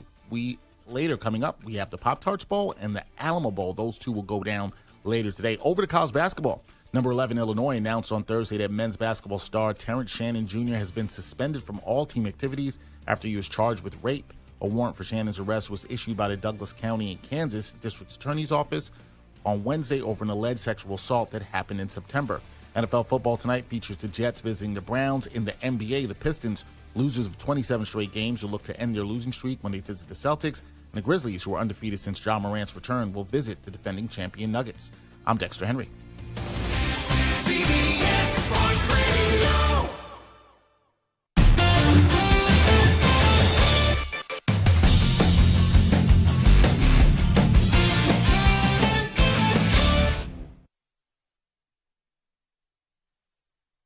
You're in a 5-minute break.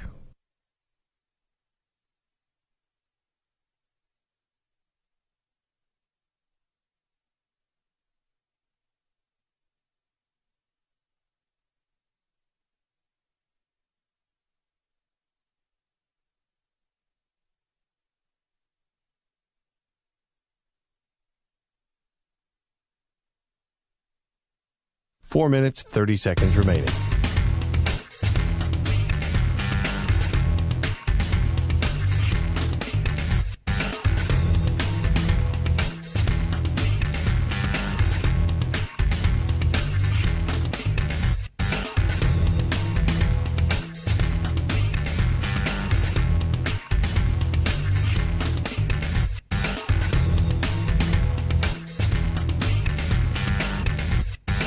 Four minutes remaining.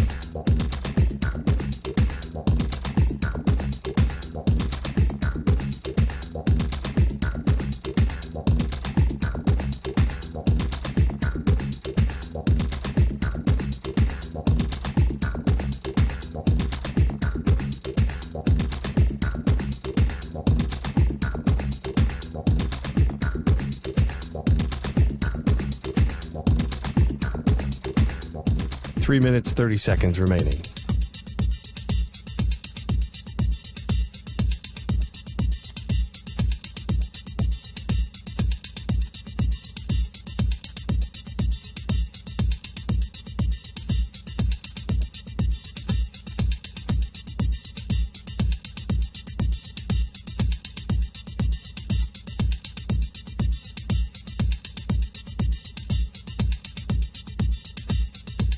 Three minutes remaining.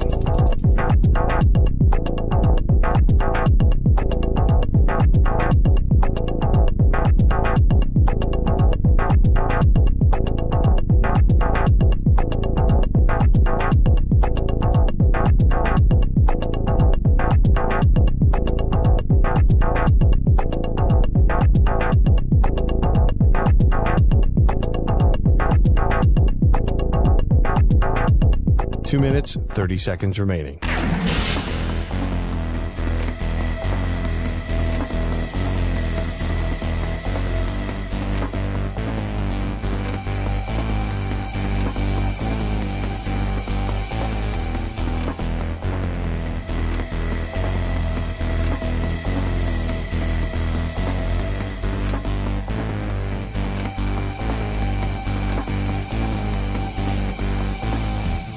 Two minutes remaining.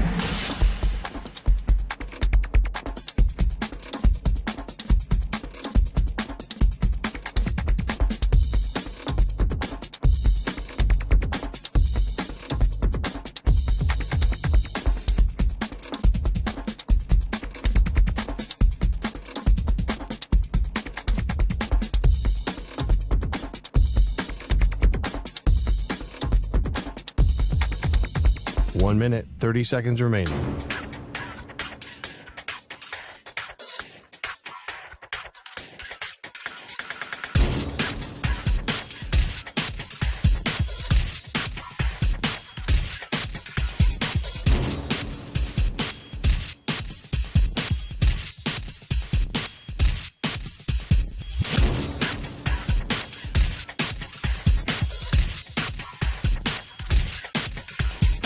One minute remaining.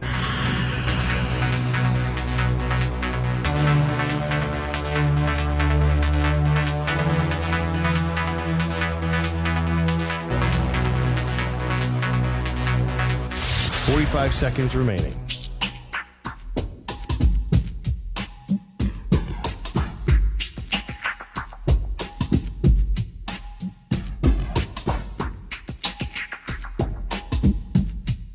Thirty seconds remaining.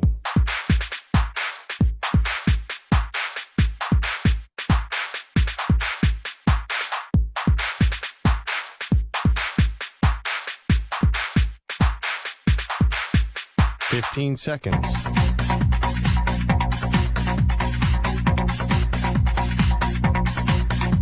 Break ends in 5 seconds.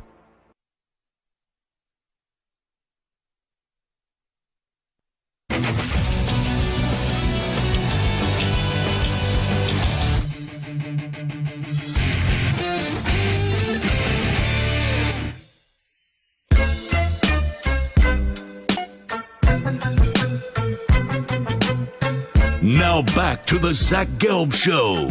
This portion of the show is brought to you by NHTSA. Whether you get pulled over or get into a crash, drinking and driving will change your whole world. Drive sober or get pulled over, paid for by NHTSA. All righty, time to update you on some of the biggest stories of the day in sports with some audio. Let's get to a news brief.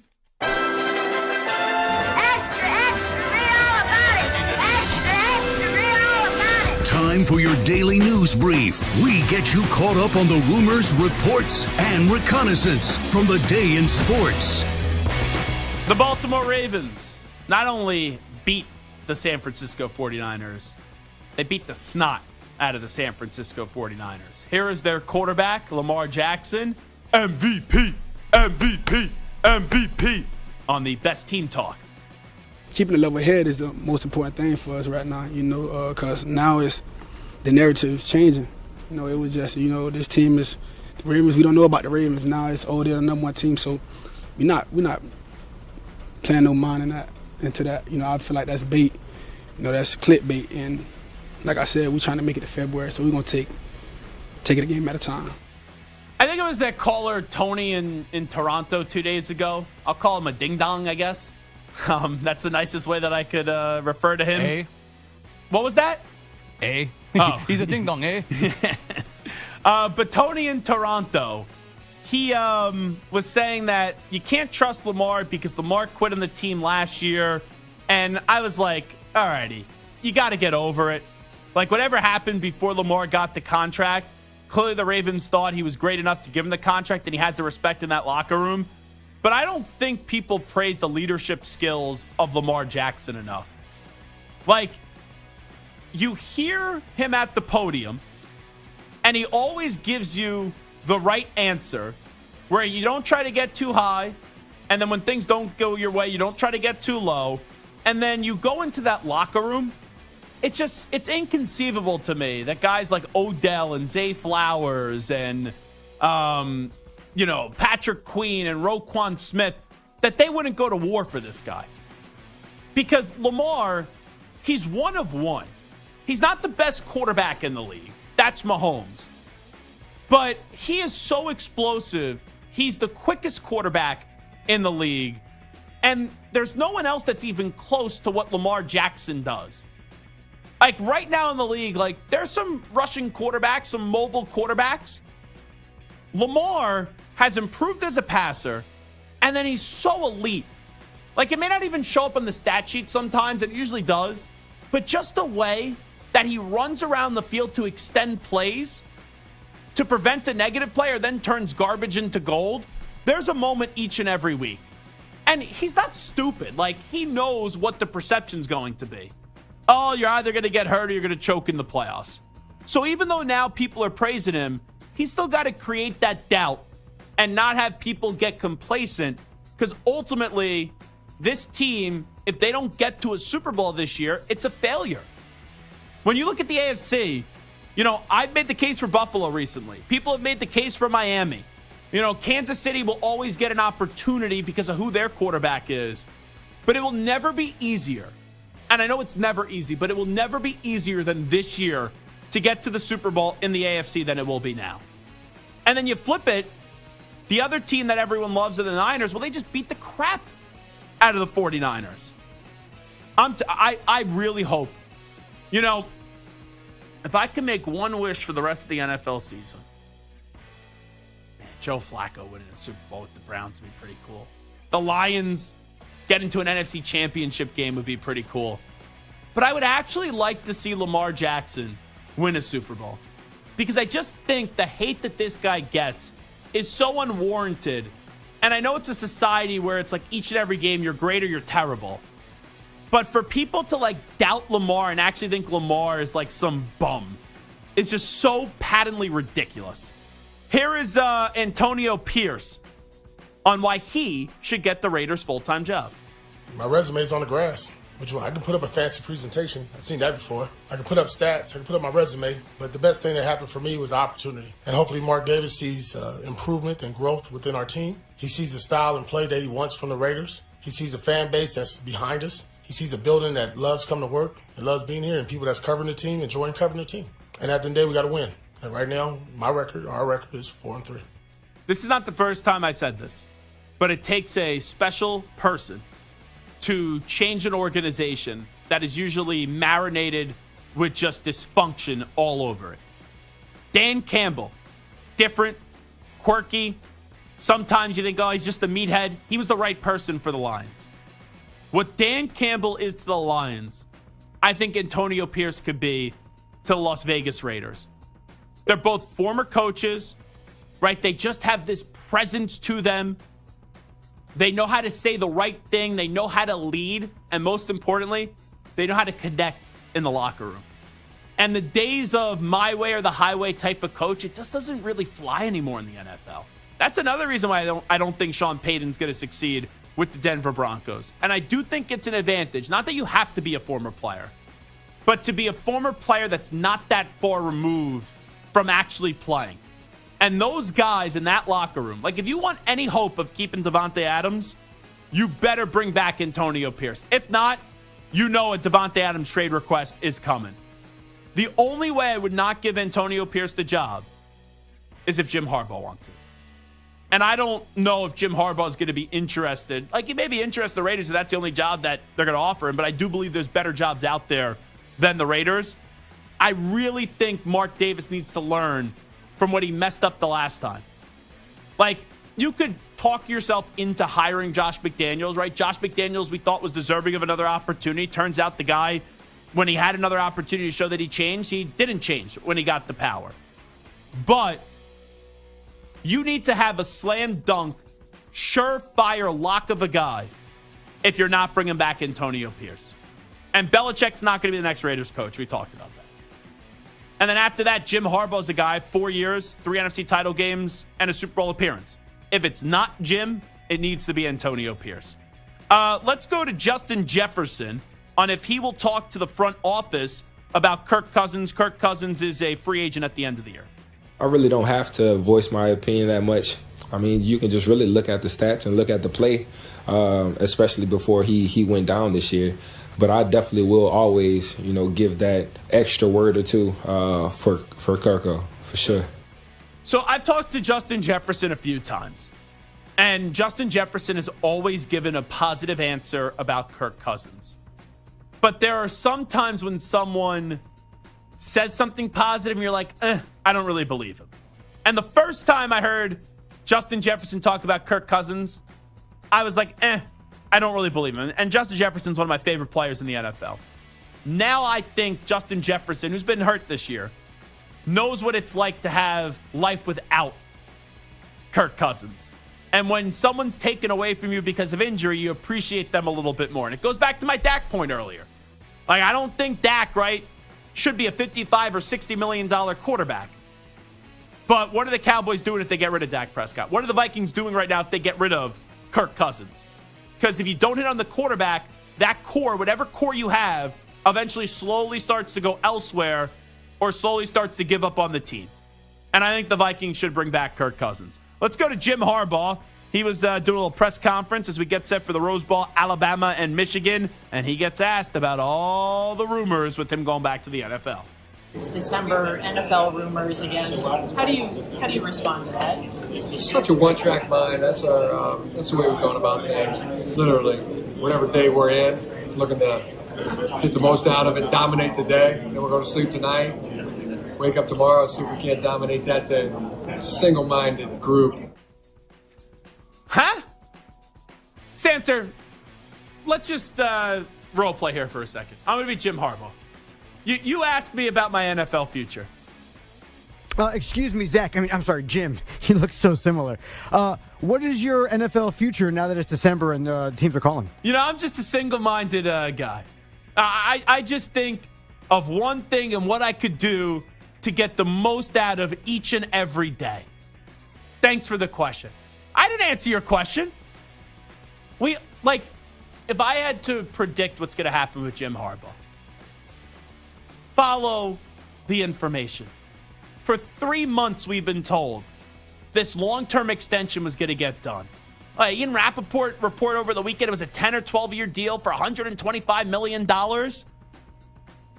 And then whenever there's been a contract up, it's, there's a clause that he can't go back to the NFL that offseason of taking the deal. Jim Harbaugh the last 3 years has done a magnificent job at Michigan. I hope Jim Harbaugh stays at Michigan. It's better for college football. But you have 2 potential suspensions coming and 2 fights with the NCAA, and who knows how quickly they'll move. The thing from over last summer, I think that will reach a resolution quicker than the sign-stealing scandal. But you have all this potential suspension. You now got Michigan back to a big spot. You've just been waiting for someone to come calling. Like, if Minnesota would offer you that job 2-3 years ago, you would have taken it. No one offered you a job this year. And I have to imagine someone's going to offer him a job this year. Actions speak louder than words. So even though he just kind of bloviated there and gave you nothing, if you really want to stay at Michigan, you would sign a brand new contract and put an end to it. But he hasn't signed that contract yet. And that means he's going to entertain the NFL offers. And if he doesn't get an NFL offer, he'll go back and say, Michigan, man, this is where I want it to be all along. Let's go to Kalen DeLoach. of the Florida State football team. He's a linebacker, and he was asked if Florida State beats Georgia, where Georgia is now an 18.5-point favorite, because I think it's easier if we tell you who is playing for Florida State than who isn't playing for Florida State. Their starting running back is their backup wide receiver. That's all you need to know. Even Rodemaker, the quarterback that was hurt, and they were down to their third-string quarterback in the ACC championship game, he entered the transfer portal. He's not even playing in the damn game up against Georgia. So here's Kalen DeLoach on if Florida State beats Georgia, should we refer to them as national champs if they're the only undefeated team left? So let's say, Michigan goes down and Washington goes down as well and doesn't win the Natty. It's only right. There's nothing else need to be said. We're the only undefeated team. Just to go out there, 13 games straight and just do what we do. No more else that we could have did. So I just feel like we're definitely going to take advantage of this opportunity. Make it one more 14-0. That'll look better too. It's so tough for Mike Norvell because it does come off as loser talk if you don't win the Natty, but then you're claiming that you're national champs because you'd be the only undefeated team left. But I would actually run that playbook. I would run that playbook if I'm him, because you're doing that and you just further gain more clout in your fan base, because you have a fan base that is still PO'd and annoyed that they got screwed out of the college football playoff. Like, we put a lot of content out through the last 4 or 5 years. The emotional response that you read in the comments from the Florida State fans whenever we post anything about Florida State these days, even like a month removed from the decision, it's still there. So I don't think they're going to beat Georgia, but if they do, even though I thought what UCF did was very lame, I would kind of take that play out of their playbook and just claim that you guys are national champs. All right, it is the Zach Gelb Show on CBS Sports Radio. We'll take a break. Could Russell Wilson, who says he can't go home, could there be a reunion? Is Russ going to entertain going back to Pete Carroll and the Seahawks? We'll discuss next.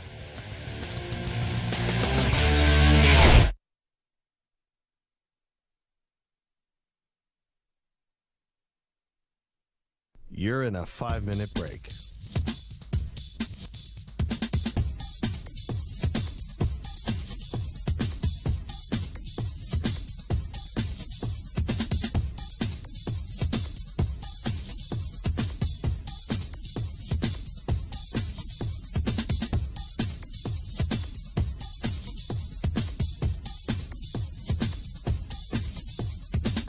Four minutes, 30 seconds remaining.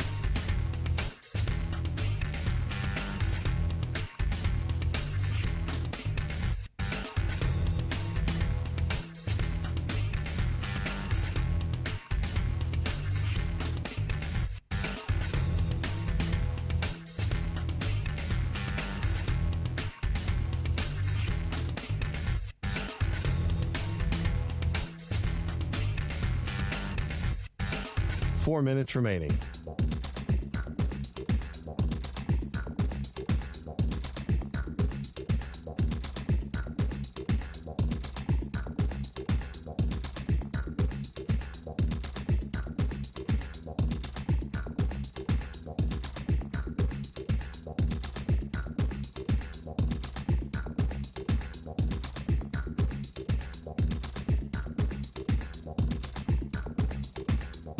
Three minutes, 30 seconds remaining.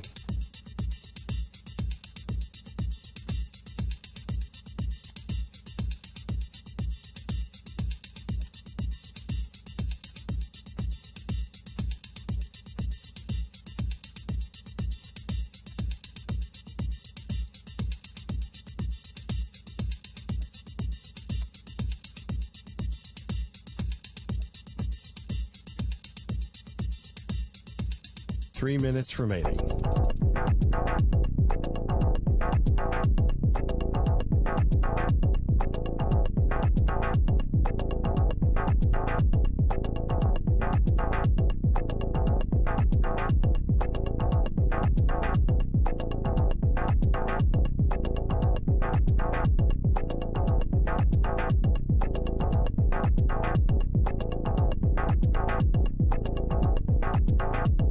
Two minutes, 30 seconds remaining.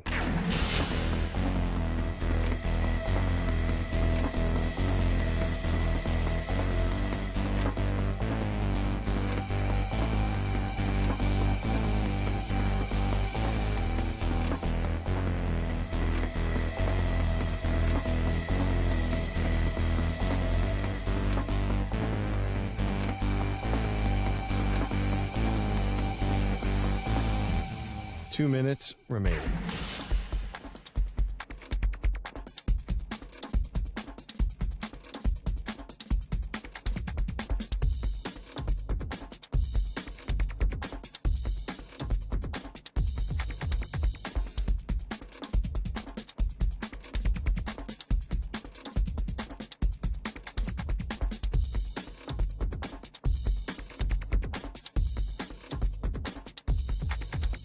One minute, 30 seconds remaining.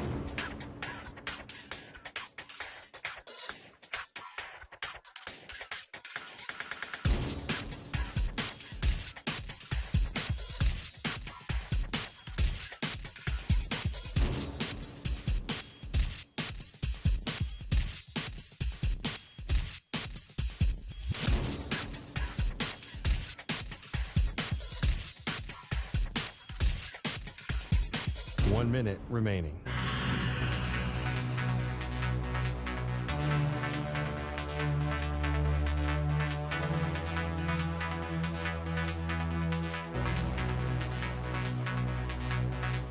Forty-five seconds remaining.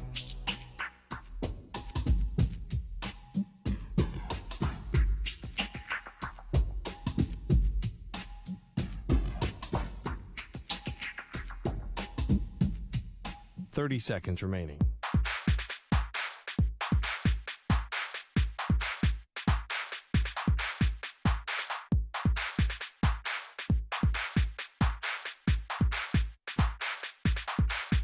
Fifteen seconds.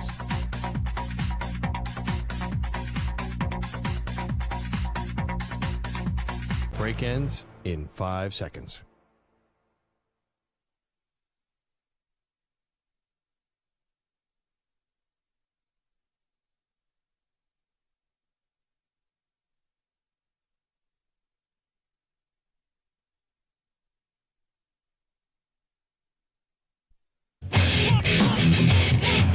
He's live. He's nationwide on CBS Sports Radio. This is the Zach Gelb Show.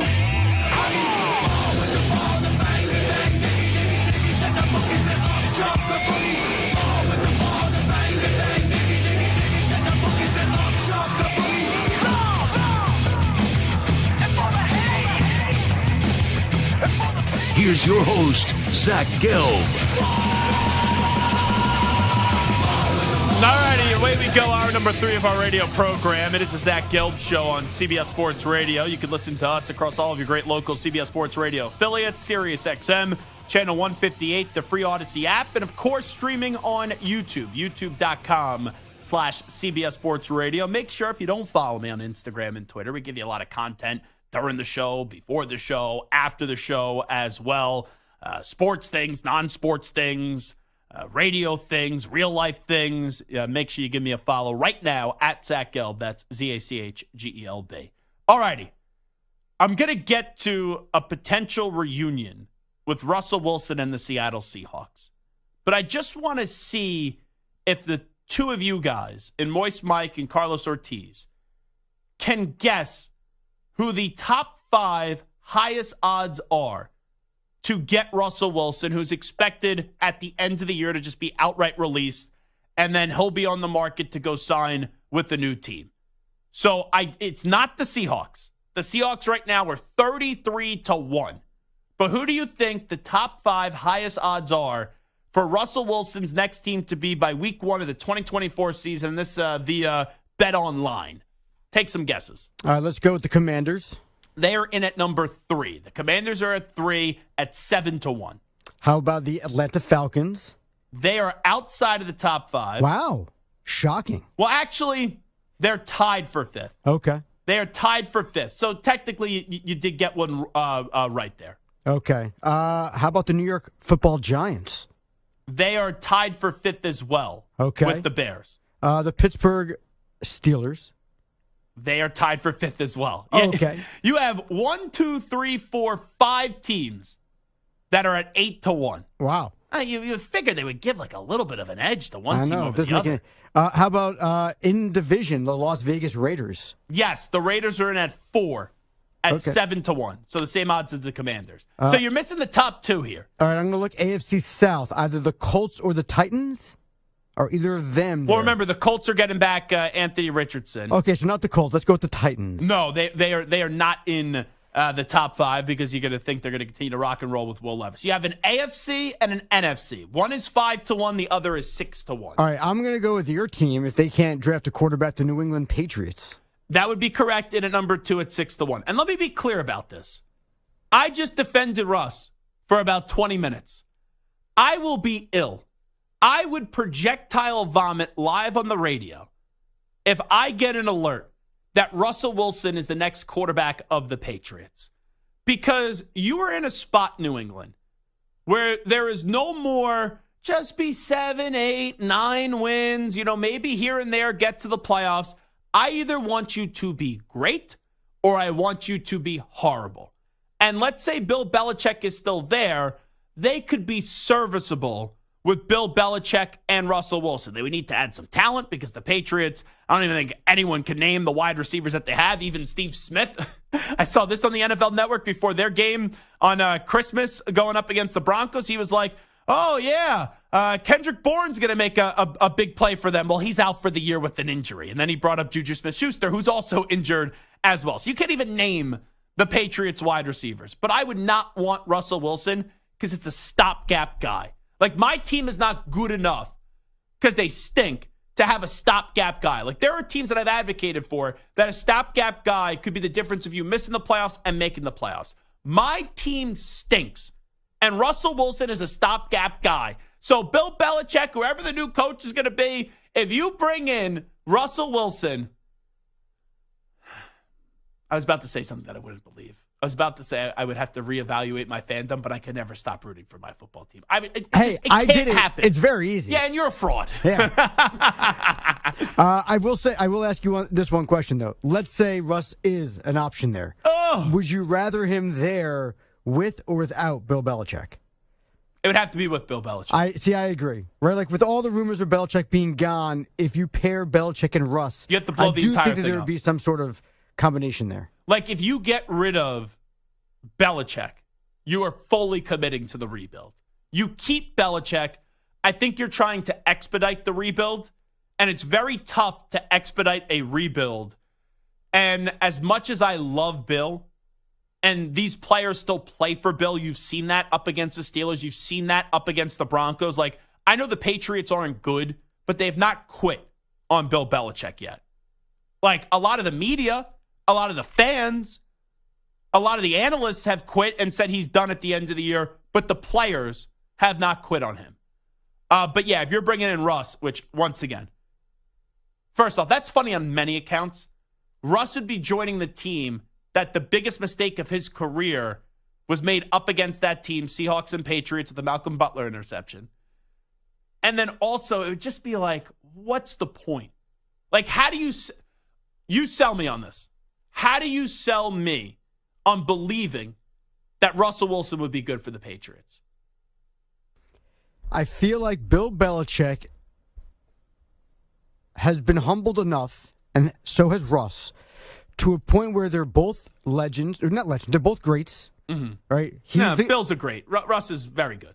I mean, he's a borderline Hall of Famer. That's great. That's fine. That's fine. All right, he's the GOAT, or right up there with the GOAT, and he's a borderline Hall of Famer. They've both been a little bit humbled, but they both know how to win. They both, I feel like they would have similar kind of outlooks. Like, Belichick is no nonsense. He's just like, go out there and play and win. And Russ, while he's cheesy, he just wants to play football. Like, I know he has like all Does this he, other. though? No, but like He we cares talk more about all about the- his icon and like being like this brand than I think being a football player. But do we outside of the Subway commercials, do we really see him like building you see that those brand? TikTok dances that he's done? But I mean, cringeworthy. Does he do them that often anymore? I haven't really seen them in a while. But he thought like Russell Wilson was this entity. Right, and but like I was this think he's been humbled. LLC where he just walked into Denver and it's like, you guys are the team and I'm a part of the team, but I'm different than everybody else. Right, And but I'm I not think he's saying been your humbled. quarterback. I'm not saying your quarterback can't have an ego, because all quarterbacks have ego. But eventually an ego becomes insufferable. Like, have we heard any player, and I know it's because why number one, it won't happen is because you're not going to speak against a move that Sean Payton made if you want to still be a part of the Broncos. But has anyone really rushed to the defense of Russell Wilson? Like, there's not a lot of powerful voices in that locker room. Who? Garrett Bowles, Patrick Surtain, and Justin Simmons? Like, it took until the coach getting fired and the final 2 weeks of the season last year for that team to dress up that they actually cared about Russ. And that's, like, even though I think Sean handled this more poorly than Russ did this year, I don't know how Russ connects to a locker room. And I don't believe that Russ connects well with a locker room. Because no one's really defending him in Denver. And the guys that he won with, guys that he won a Super Bowl with, they all celebrated and threw a fiesta at the downfall of Russell Wilson last year. And I think with Bill, I understand what you're saying, Samter, to some point, that Russ and Bill, like, Bill's a legend. Russ is a really good player. Like you said, borderline Hall of Famer. That there's a respect that you have for one another. But just that respect isn't enough for me. Like, you need to, with a situation that's not good, have more than just the respect for your coach. You need to lead that locker room. And I don't trust Russell Wilson to lead a locker room. I don't right now. All righty, so you got the Patriots. Who do you think that the highest odds are? I mean, I'm looking at the teams you guessed that a lot are of left. teams. I mean, it's an NFC team. I'm looking at the Vikings, the Bears, the Saints. You said one of the teams. Vikings. Yeah, 5-1. That I don't get that. If I'm the Vikings, why am I trading Kirk Cousins for Russell Wilson? So I would rather have Kirk Cousins. I guess the theory would be you have to pay Justin Jefferson this offseason, kind of what you were saying earlier in the show, where quarterbacks should take less money so you could spread out the dollars amongst the rest of the team so you could go win. You still got to pay Justin Jefferson. Don't get me wrong, I'd rather have Kirk Cousins than Russell Wilson. I'm just trying to justify why the odds would be this high. And you would have Russ in a dome with significant better talent than he has in Denver. You would have Russ with Justin Jefferson, Addison, a good number 3 wide receiver in KJ Osborne, Hawkinson coming off an injury. Like, I could see.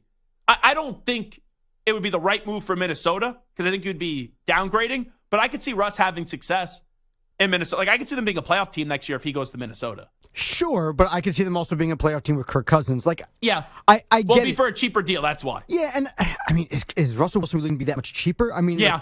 Like maybe it's $30 million versus $25 million. Like, it's not going to be a significant difference. It's going to be a difference, but not significant. It's going to be significant. All I will say is, and let me just reread something that was sent to me yesterday by someone in the know. Yeah. It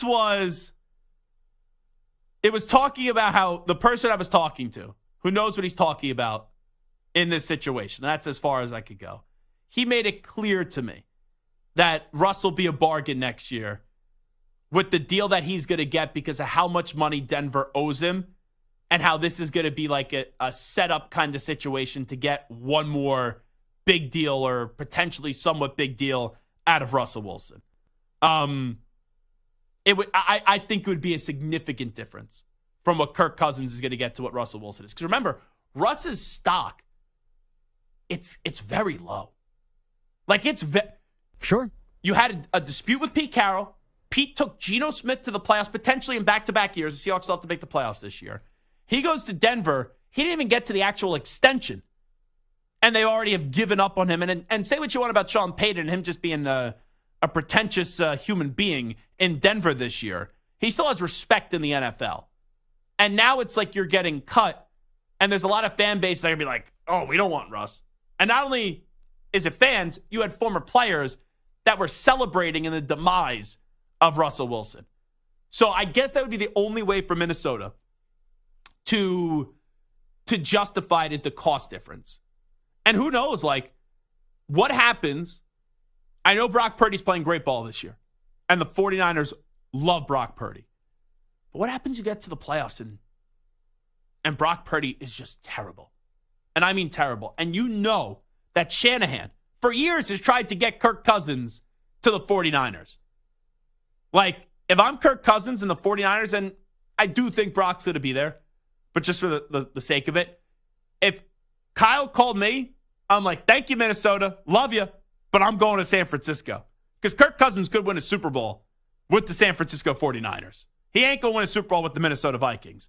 And then you're Minnesota, you're scrambling because if you don't get someone that's competent, and Russ is still competent. He's not good, he's not great, but he's competent.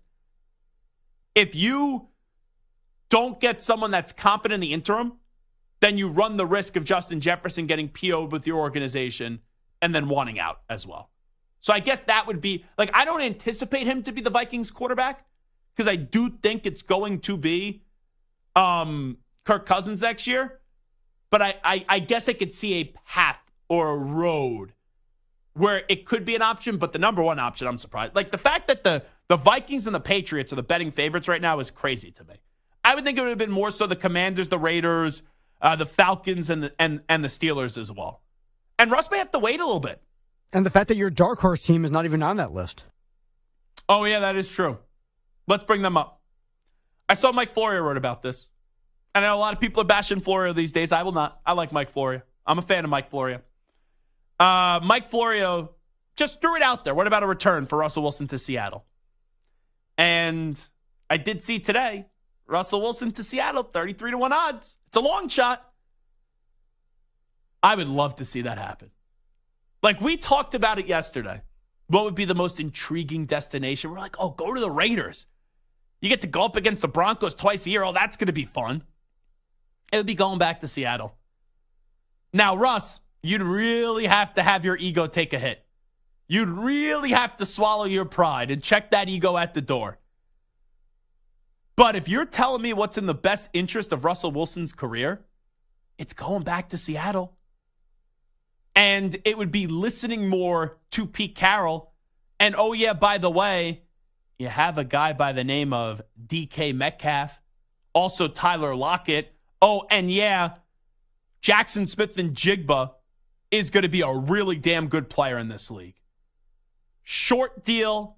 Yeah, you basically have to say, Schneider, you were right. Carroll, you were right. We're not going to let Russ cook. We're going to go back to doing things your way. I would like to see that reunion. And maybe that reunion can start to, and it would be tough because those former Seahawks players, they danced on the grave of Russell Wilson. But maybe they're still former players. But restore the relationships if Russ goes back and treats Pete Carroll the right way. I would want to see that happen. I think that would actually be good. And, you know, I know Seahawks fans will say, well, what about Geno Smith? Geno's fine. Like, he's good. I don't think Pete Carroll would do it. And probably, well, actually, I think Pete Carroll would do it. Because that's like the ultimate ego play for Pete. I just don't think Russ would do that. You know what it would be? You're in a long relationship. Like 7-8 years. And then something went wrong and you just can't recover from it. And sometimes people get back together with people after a divorce or a breakup. It happens in this world. But I think what happened between Russ and Pete was so bad and so ugly that I don't think Russ could go back into that home and be like, oh, I'm back. And everything's back to normal. Here I am. I've returned with my luggage. Let me get my bed back. Let me get, my spot on the sofa back. I just don't think Russ could do that. Because Russ lost. Russ was the one that got humiliated. It would almost be like, Samter, I know you and your wife are happily married, but I'm just going to use it as an example. It would almost be as if your wife cheated on you. And your wife was in the wrong. And then she showed up one day and was like, I want to get back together. And 2-3 years happened and like you've since moved on. I think it's very tough. And I'll use Russ as the one like who kind of cheated here in this extent in the argument. I think it's very tough to accept the cheater back, or even have the cheater walk back into that home and have the guts to say, hey, I want to get back together with you. So now, I don't want to put any bad thoughts out there with you and your your misses. All right. Yeah, I'll plead the fifth, but I will just say I honestly don't think that I don't know if Russell Wilson is a significant upgrade over Geno Smith, or It's even fair. an upgrade at all. It's fair. It's so interesting to me. It would be funny to see it back together, but if I'm the Seahawks, I probably want to stick with Geno. With Geno. Well, it'd be one thing if if Geno was just horrible, but Geno's like, if we're talking about Russ being a stopgap guy, Geno's a good enough stopgap guy. But Pete wanted Russ to change towards the end. Russ didn't change. Now, if he does change, like, does that recreate a little magic, right? Because I'm not comparing these two guys directly, but look where Kyrie's wanted to go back to for so many years. He wanted to go back to playing with LeBron, and it just has never happened. Is this like Russ's way of saying, okay, I got to go back where I wanted? Like, Kyrie wanted to be the number one on a team. He wanted to be the guy. And then he realized, man, I had it pretty damn good. Is that Russ moment going to create a little fountain of youth for him if he did go back to the Seattle Seahawks? I'd be curious. I don't have the answer to it, but I would be curious about it. Would you want to see a Russell Wilson reunion with the Seattle Seahawks? I don't think it's going to happen, but I would love to see it. 855-212-4CBS, 855-212-4227. All righty, Zach Gelb Show, CBS Sports Radio. My man Deebo Samuel, he's having some phone issues. I know what it's like to have some phone issues with Deebo Samuel. We'll get into this Deebo versus Cam next when we return. You're in a 5-minute break.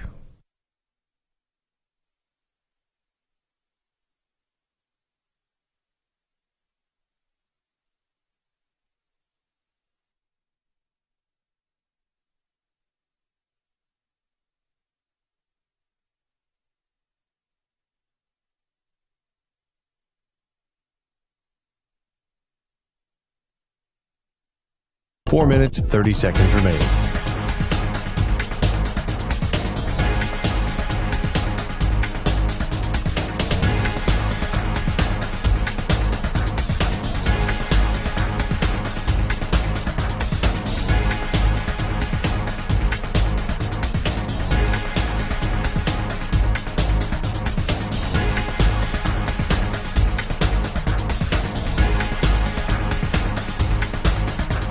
Four minutes remaining.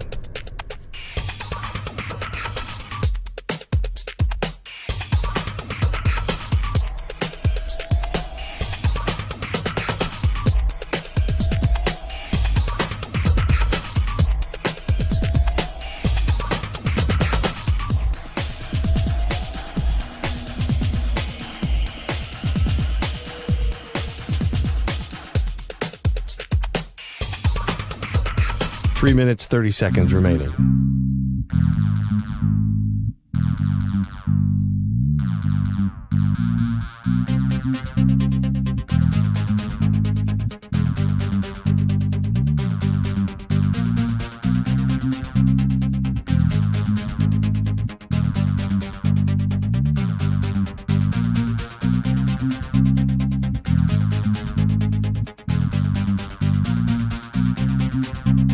Three minutes remaining.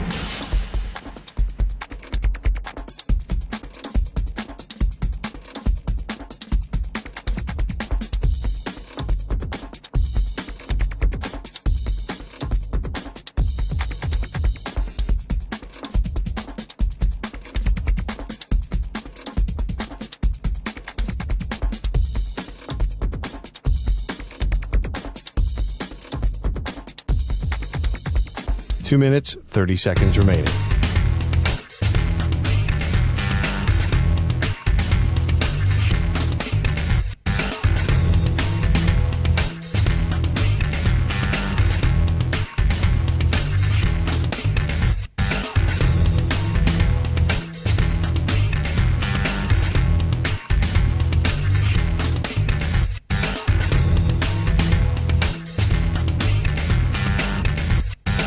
Two minutes remaining.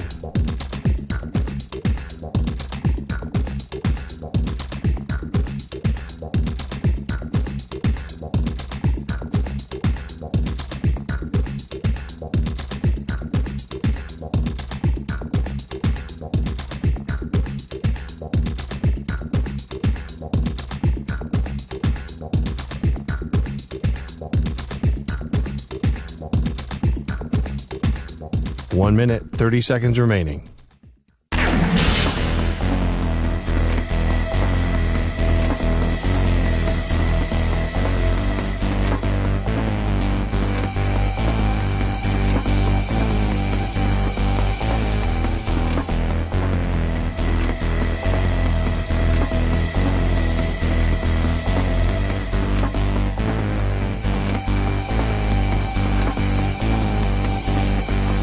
One minute remaining.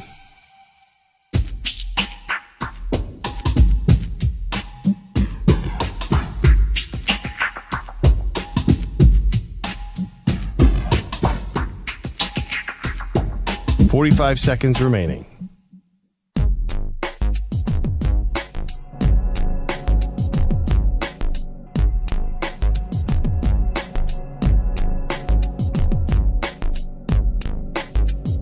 .30 seconds remaining.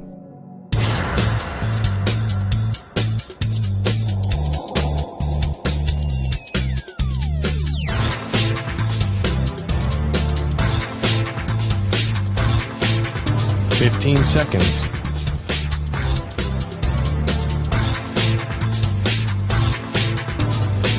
Break ends in 5 seconds.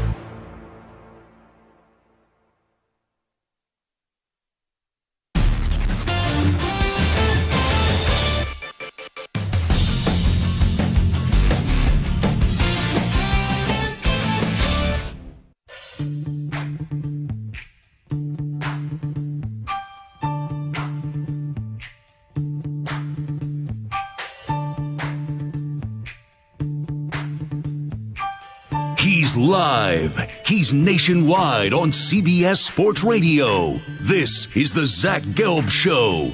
Here's your host, Zach Gelb.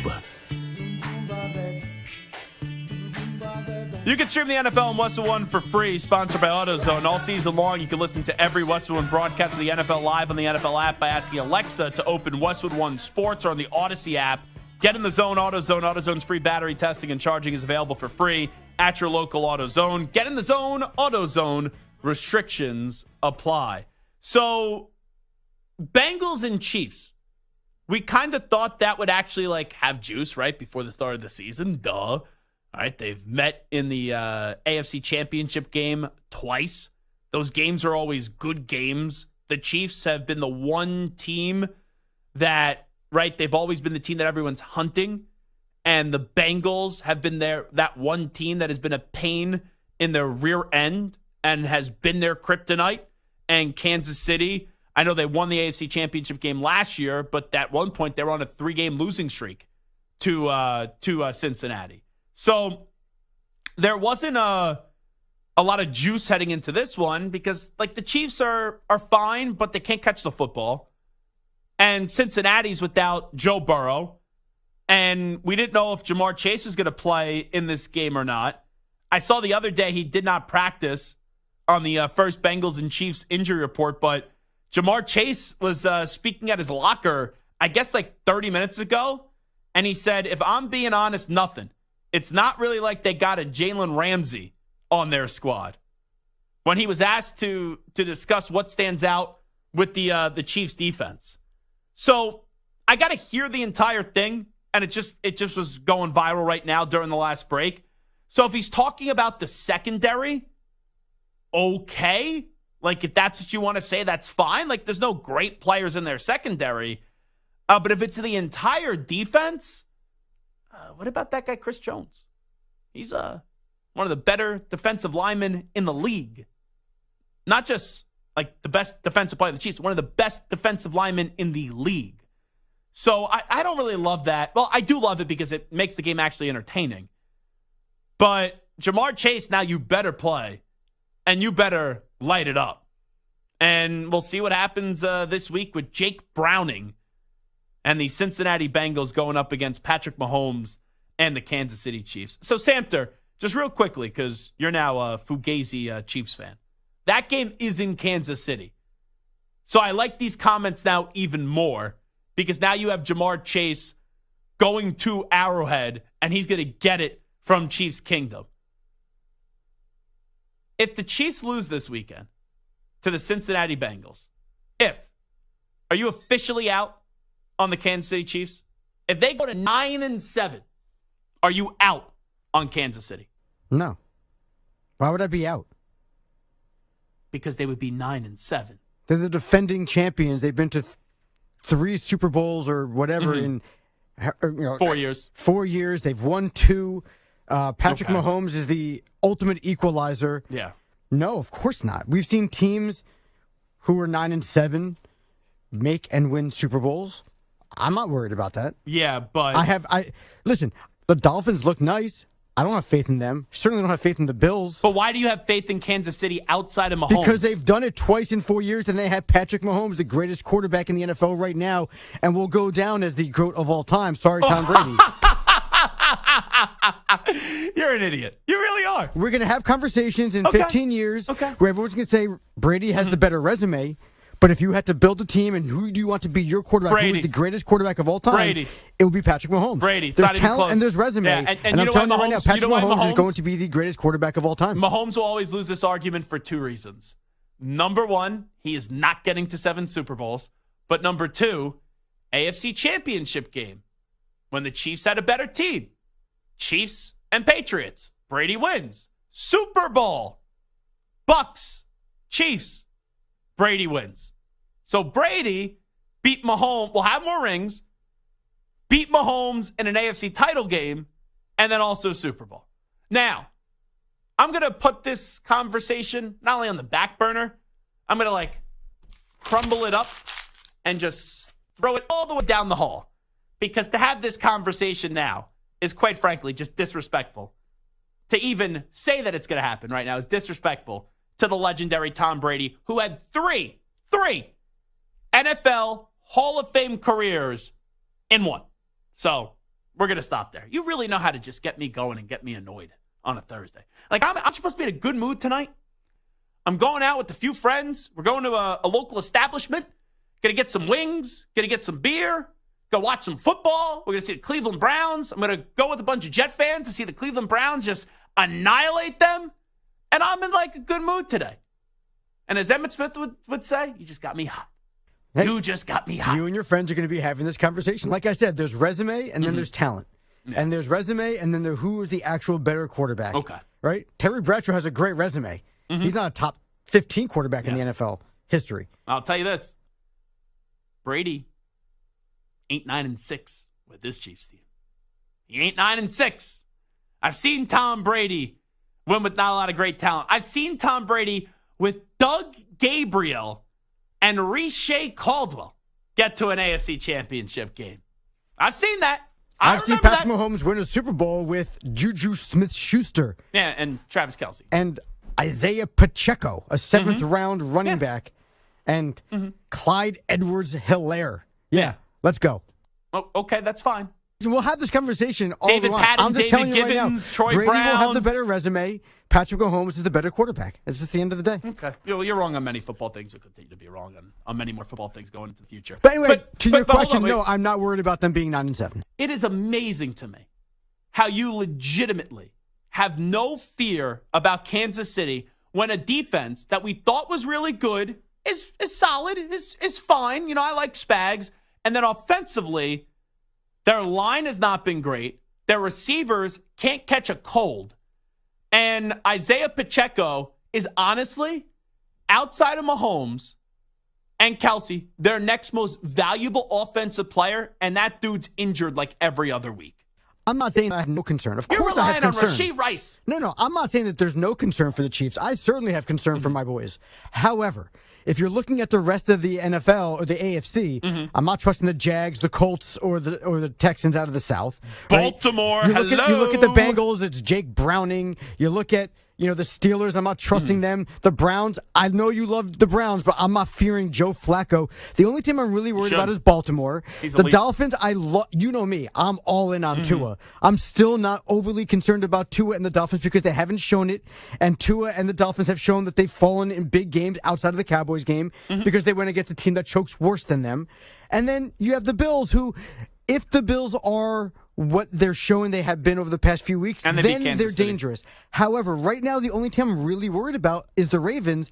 And even with that, as much as I love Lamar, as much as I want Lamar to win a Super Bowl, Lamar is the guy I'm rooting for the most. That's the guy who I want to win the most this year. And right now, I trust Lamar Jackson, because it only really takes 21 points to beat Kansas City. Kansas City can't put up 21 points.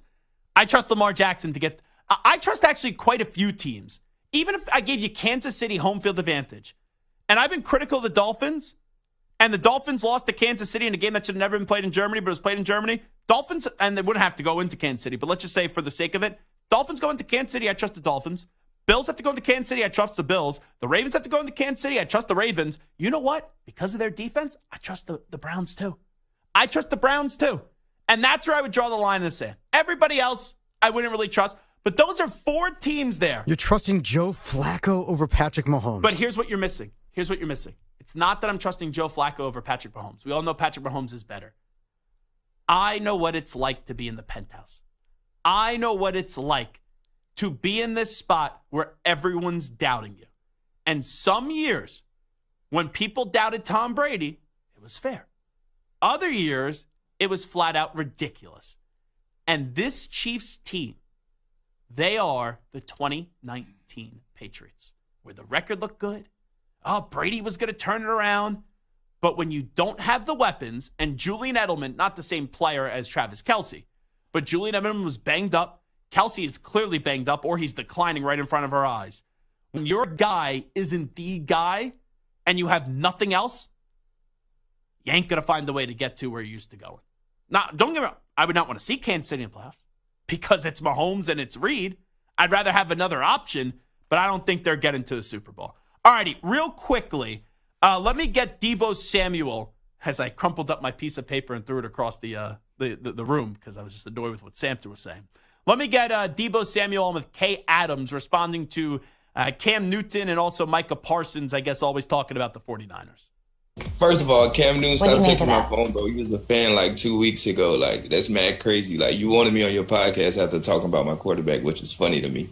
But anyway, back to this Michael Parsons story. Bro, we beat you 42 to whatever the score may be. A long time ago. I don't get why he's so bothered about what we got going on over here, whatever the case may be. So then here is Cam responding to the claim that from Deebo that Cam has been blowing up Deebo's phone to try to get him on Cam's podcast. You must stop the cap, bro. Now, my point is this. You said something like, Cam, stop calling my phone. I don't got your number. I love that from Cam. Because Deebo played the card that, you're trying to basically be a fanboy and you're trying to suck up to me and then you're ripping my quarterback, screw you. And then Cam's like, who? Deebo? Not for nothing. I don't think Cam's a Hall of Famer. But Cam was electric in a short period of time on a football field. And he has done a lot more in this league than what Deebo Samuel has done. So Cam, you may not agree with this opinion, but he's entitled to his opinion. And he is allowed, even if he did, which he didn't, hit up Deebo Samuel after maybe talking crap or just saying that Brock Purdy is a system quarterback. So Deebo then screenshots the messages from Cam.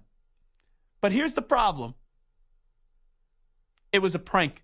A bunch of high school kids had Deebo's number, and they even did the Cam font that everyone knows what I'm talking about, and they were sending text messages pretending to be Cam to Deebo.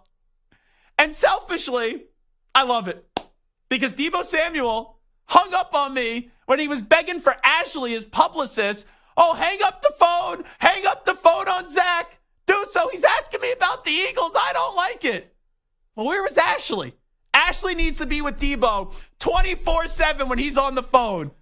Because now there's no order here. Deebo, you didn't have Ashley to beg for.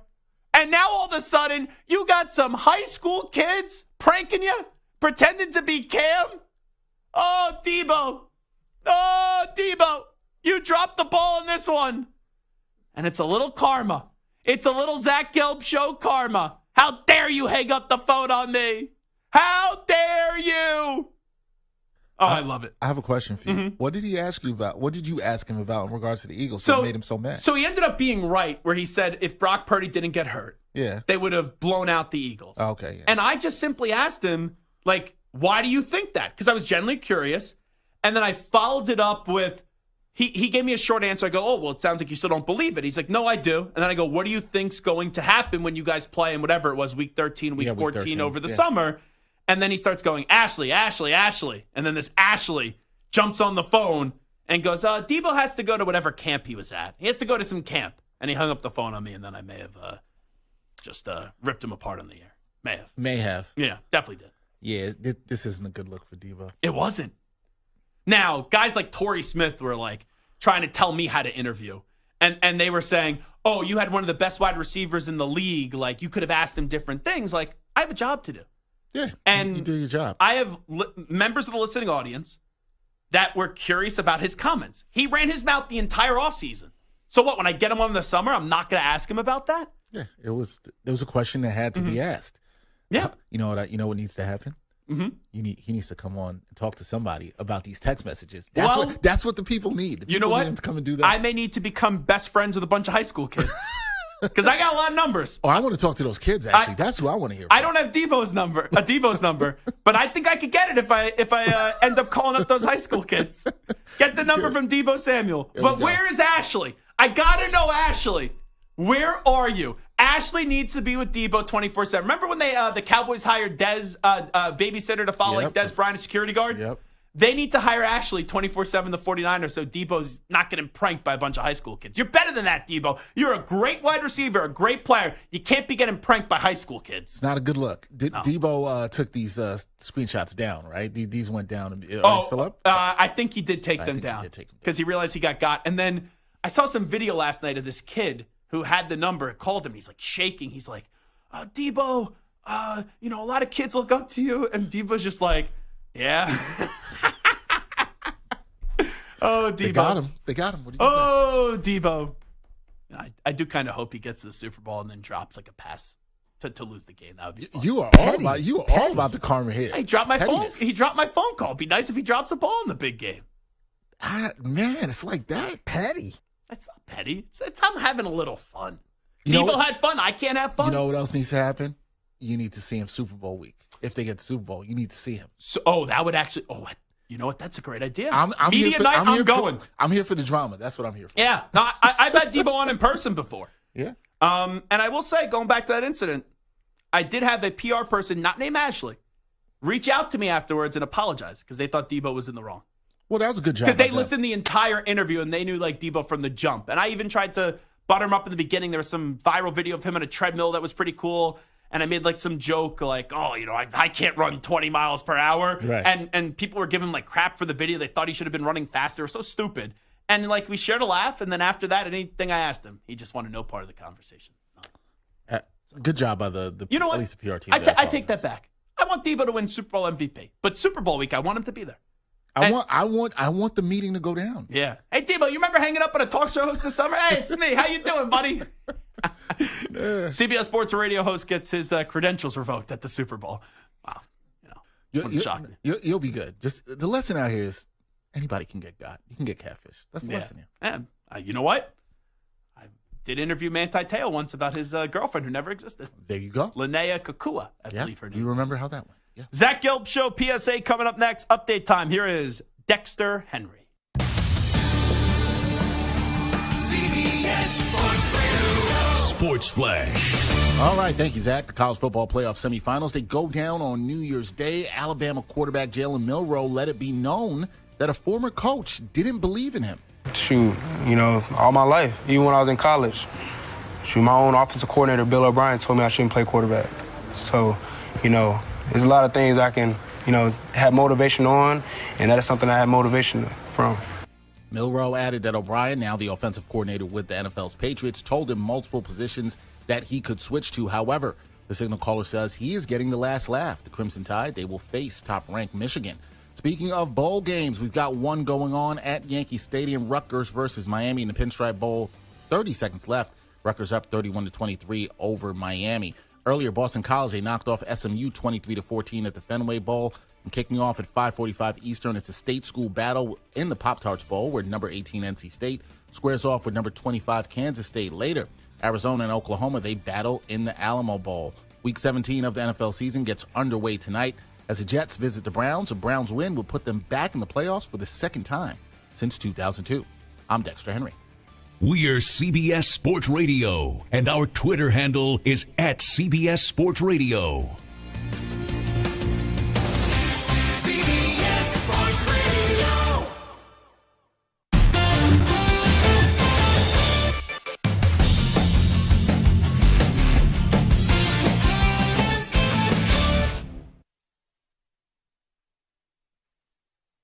You're in a 5-minute break.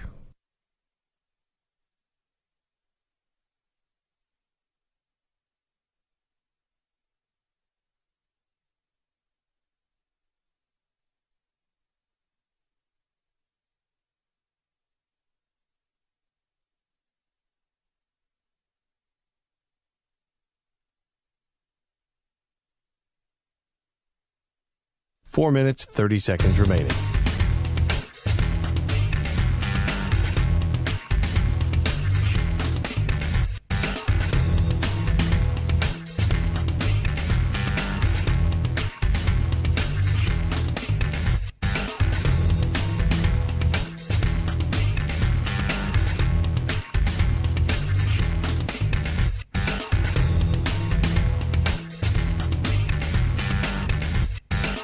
Four minutes remaining.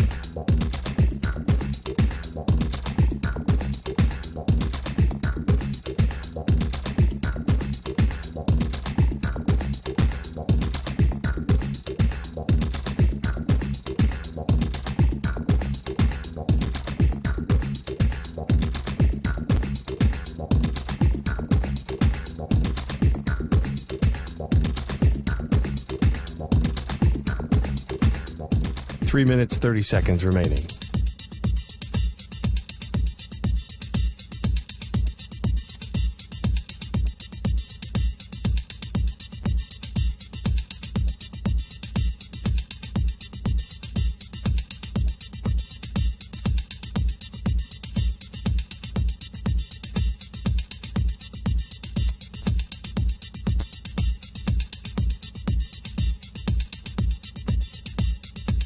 Three minutes remaining.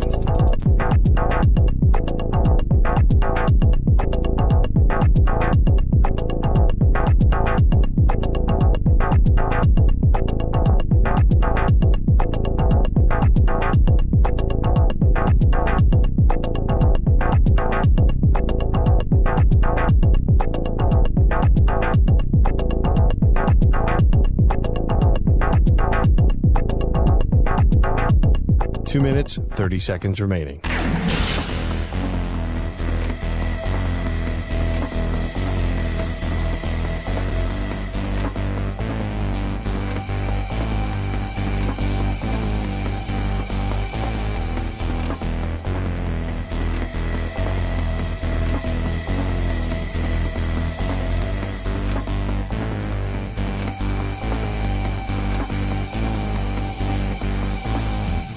Two minutes remaining.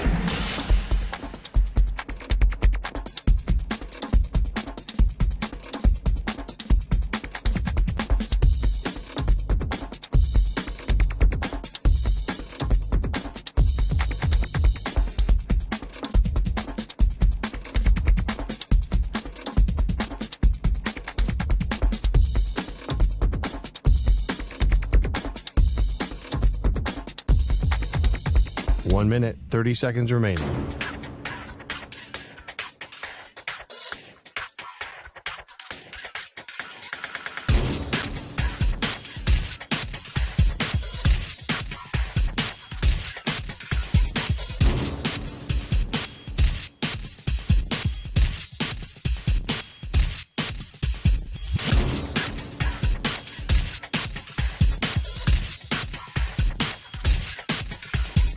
One minute remaining.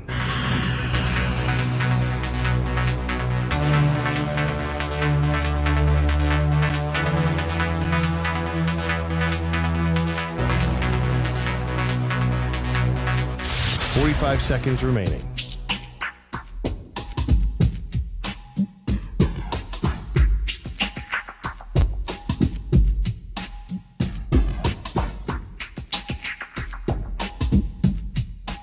Seconds remaining.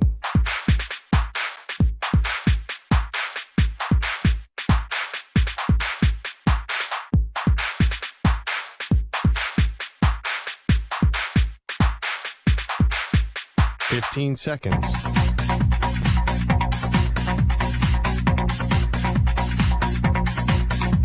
Break ends in 5 seconds.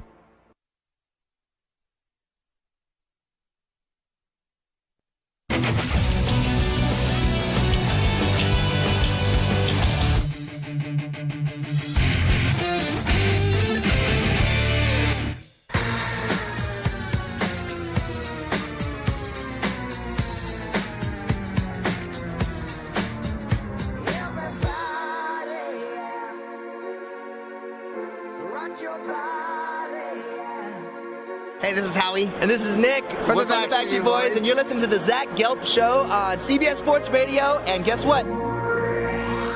Zach is back. All right.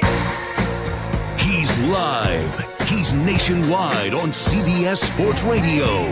This is the Zach Gelb Show. Today's memorable moment is sponsored by Prevagen. Prevagen is the most recommended memory support brand by pharmacists. Joe Flacco is starting tonight for the Browns against the Jets, but just 14 months ago, Flacco was in green when the two sides last faced off, tossing 4 touchdown passes, 2 of which came with less than 90 seconds to go, including a dramatic 15-yard score to Garrett Wilson with 22 seconds left as the Jets pulled out a stunning 31-30 win. And as far as the game tonight, I'll do a little same-game parlay. I'll take the Browns' money line, Kareem Hunt, anytime touchdown, and then Breece Hall over 3.5 receptions. That is at plus 342 in the odds department. But it is a Thursday. Let's get to a Zach Gelb Show, PSA.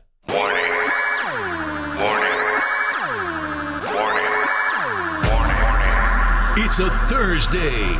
What do you have to say? It's the weekly Zach Gelb Show PSA. Who's with me? Let's go! Come on! All righty, I told you I'm meeting up with some pals tonight. We're going to a good wing joint. We're going to get some wings. Here's my PSA. If you prefer ranch over blue cheese, I don't like you.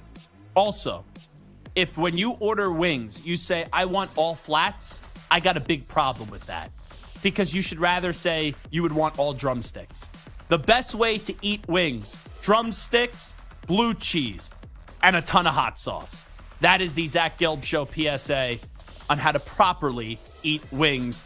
And if you ever use a fork and a knife, and then you have ranch, and then you got flats with your wings, that's a big time problem.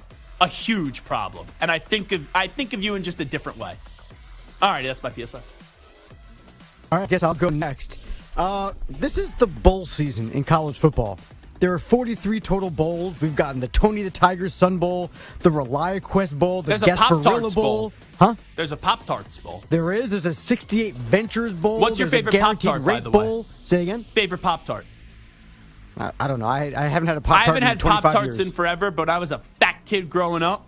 I loved me a s'mores Pop-Tart. I don't think I've ever had one. I might have to knock it out. Yeah, you got to try I a got s'mores like raspberry Pop-Tart. and strawberry, but I don't You know what?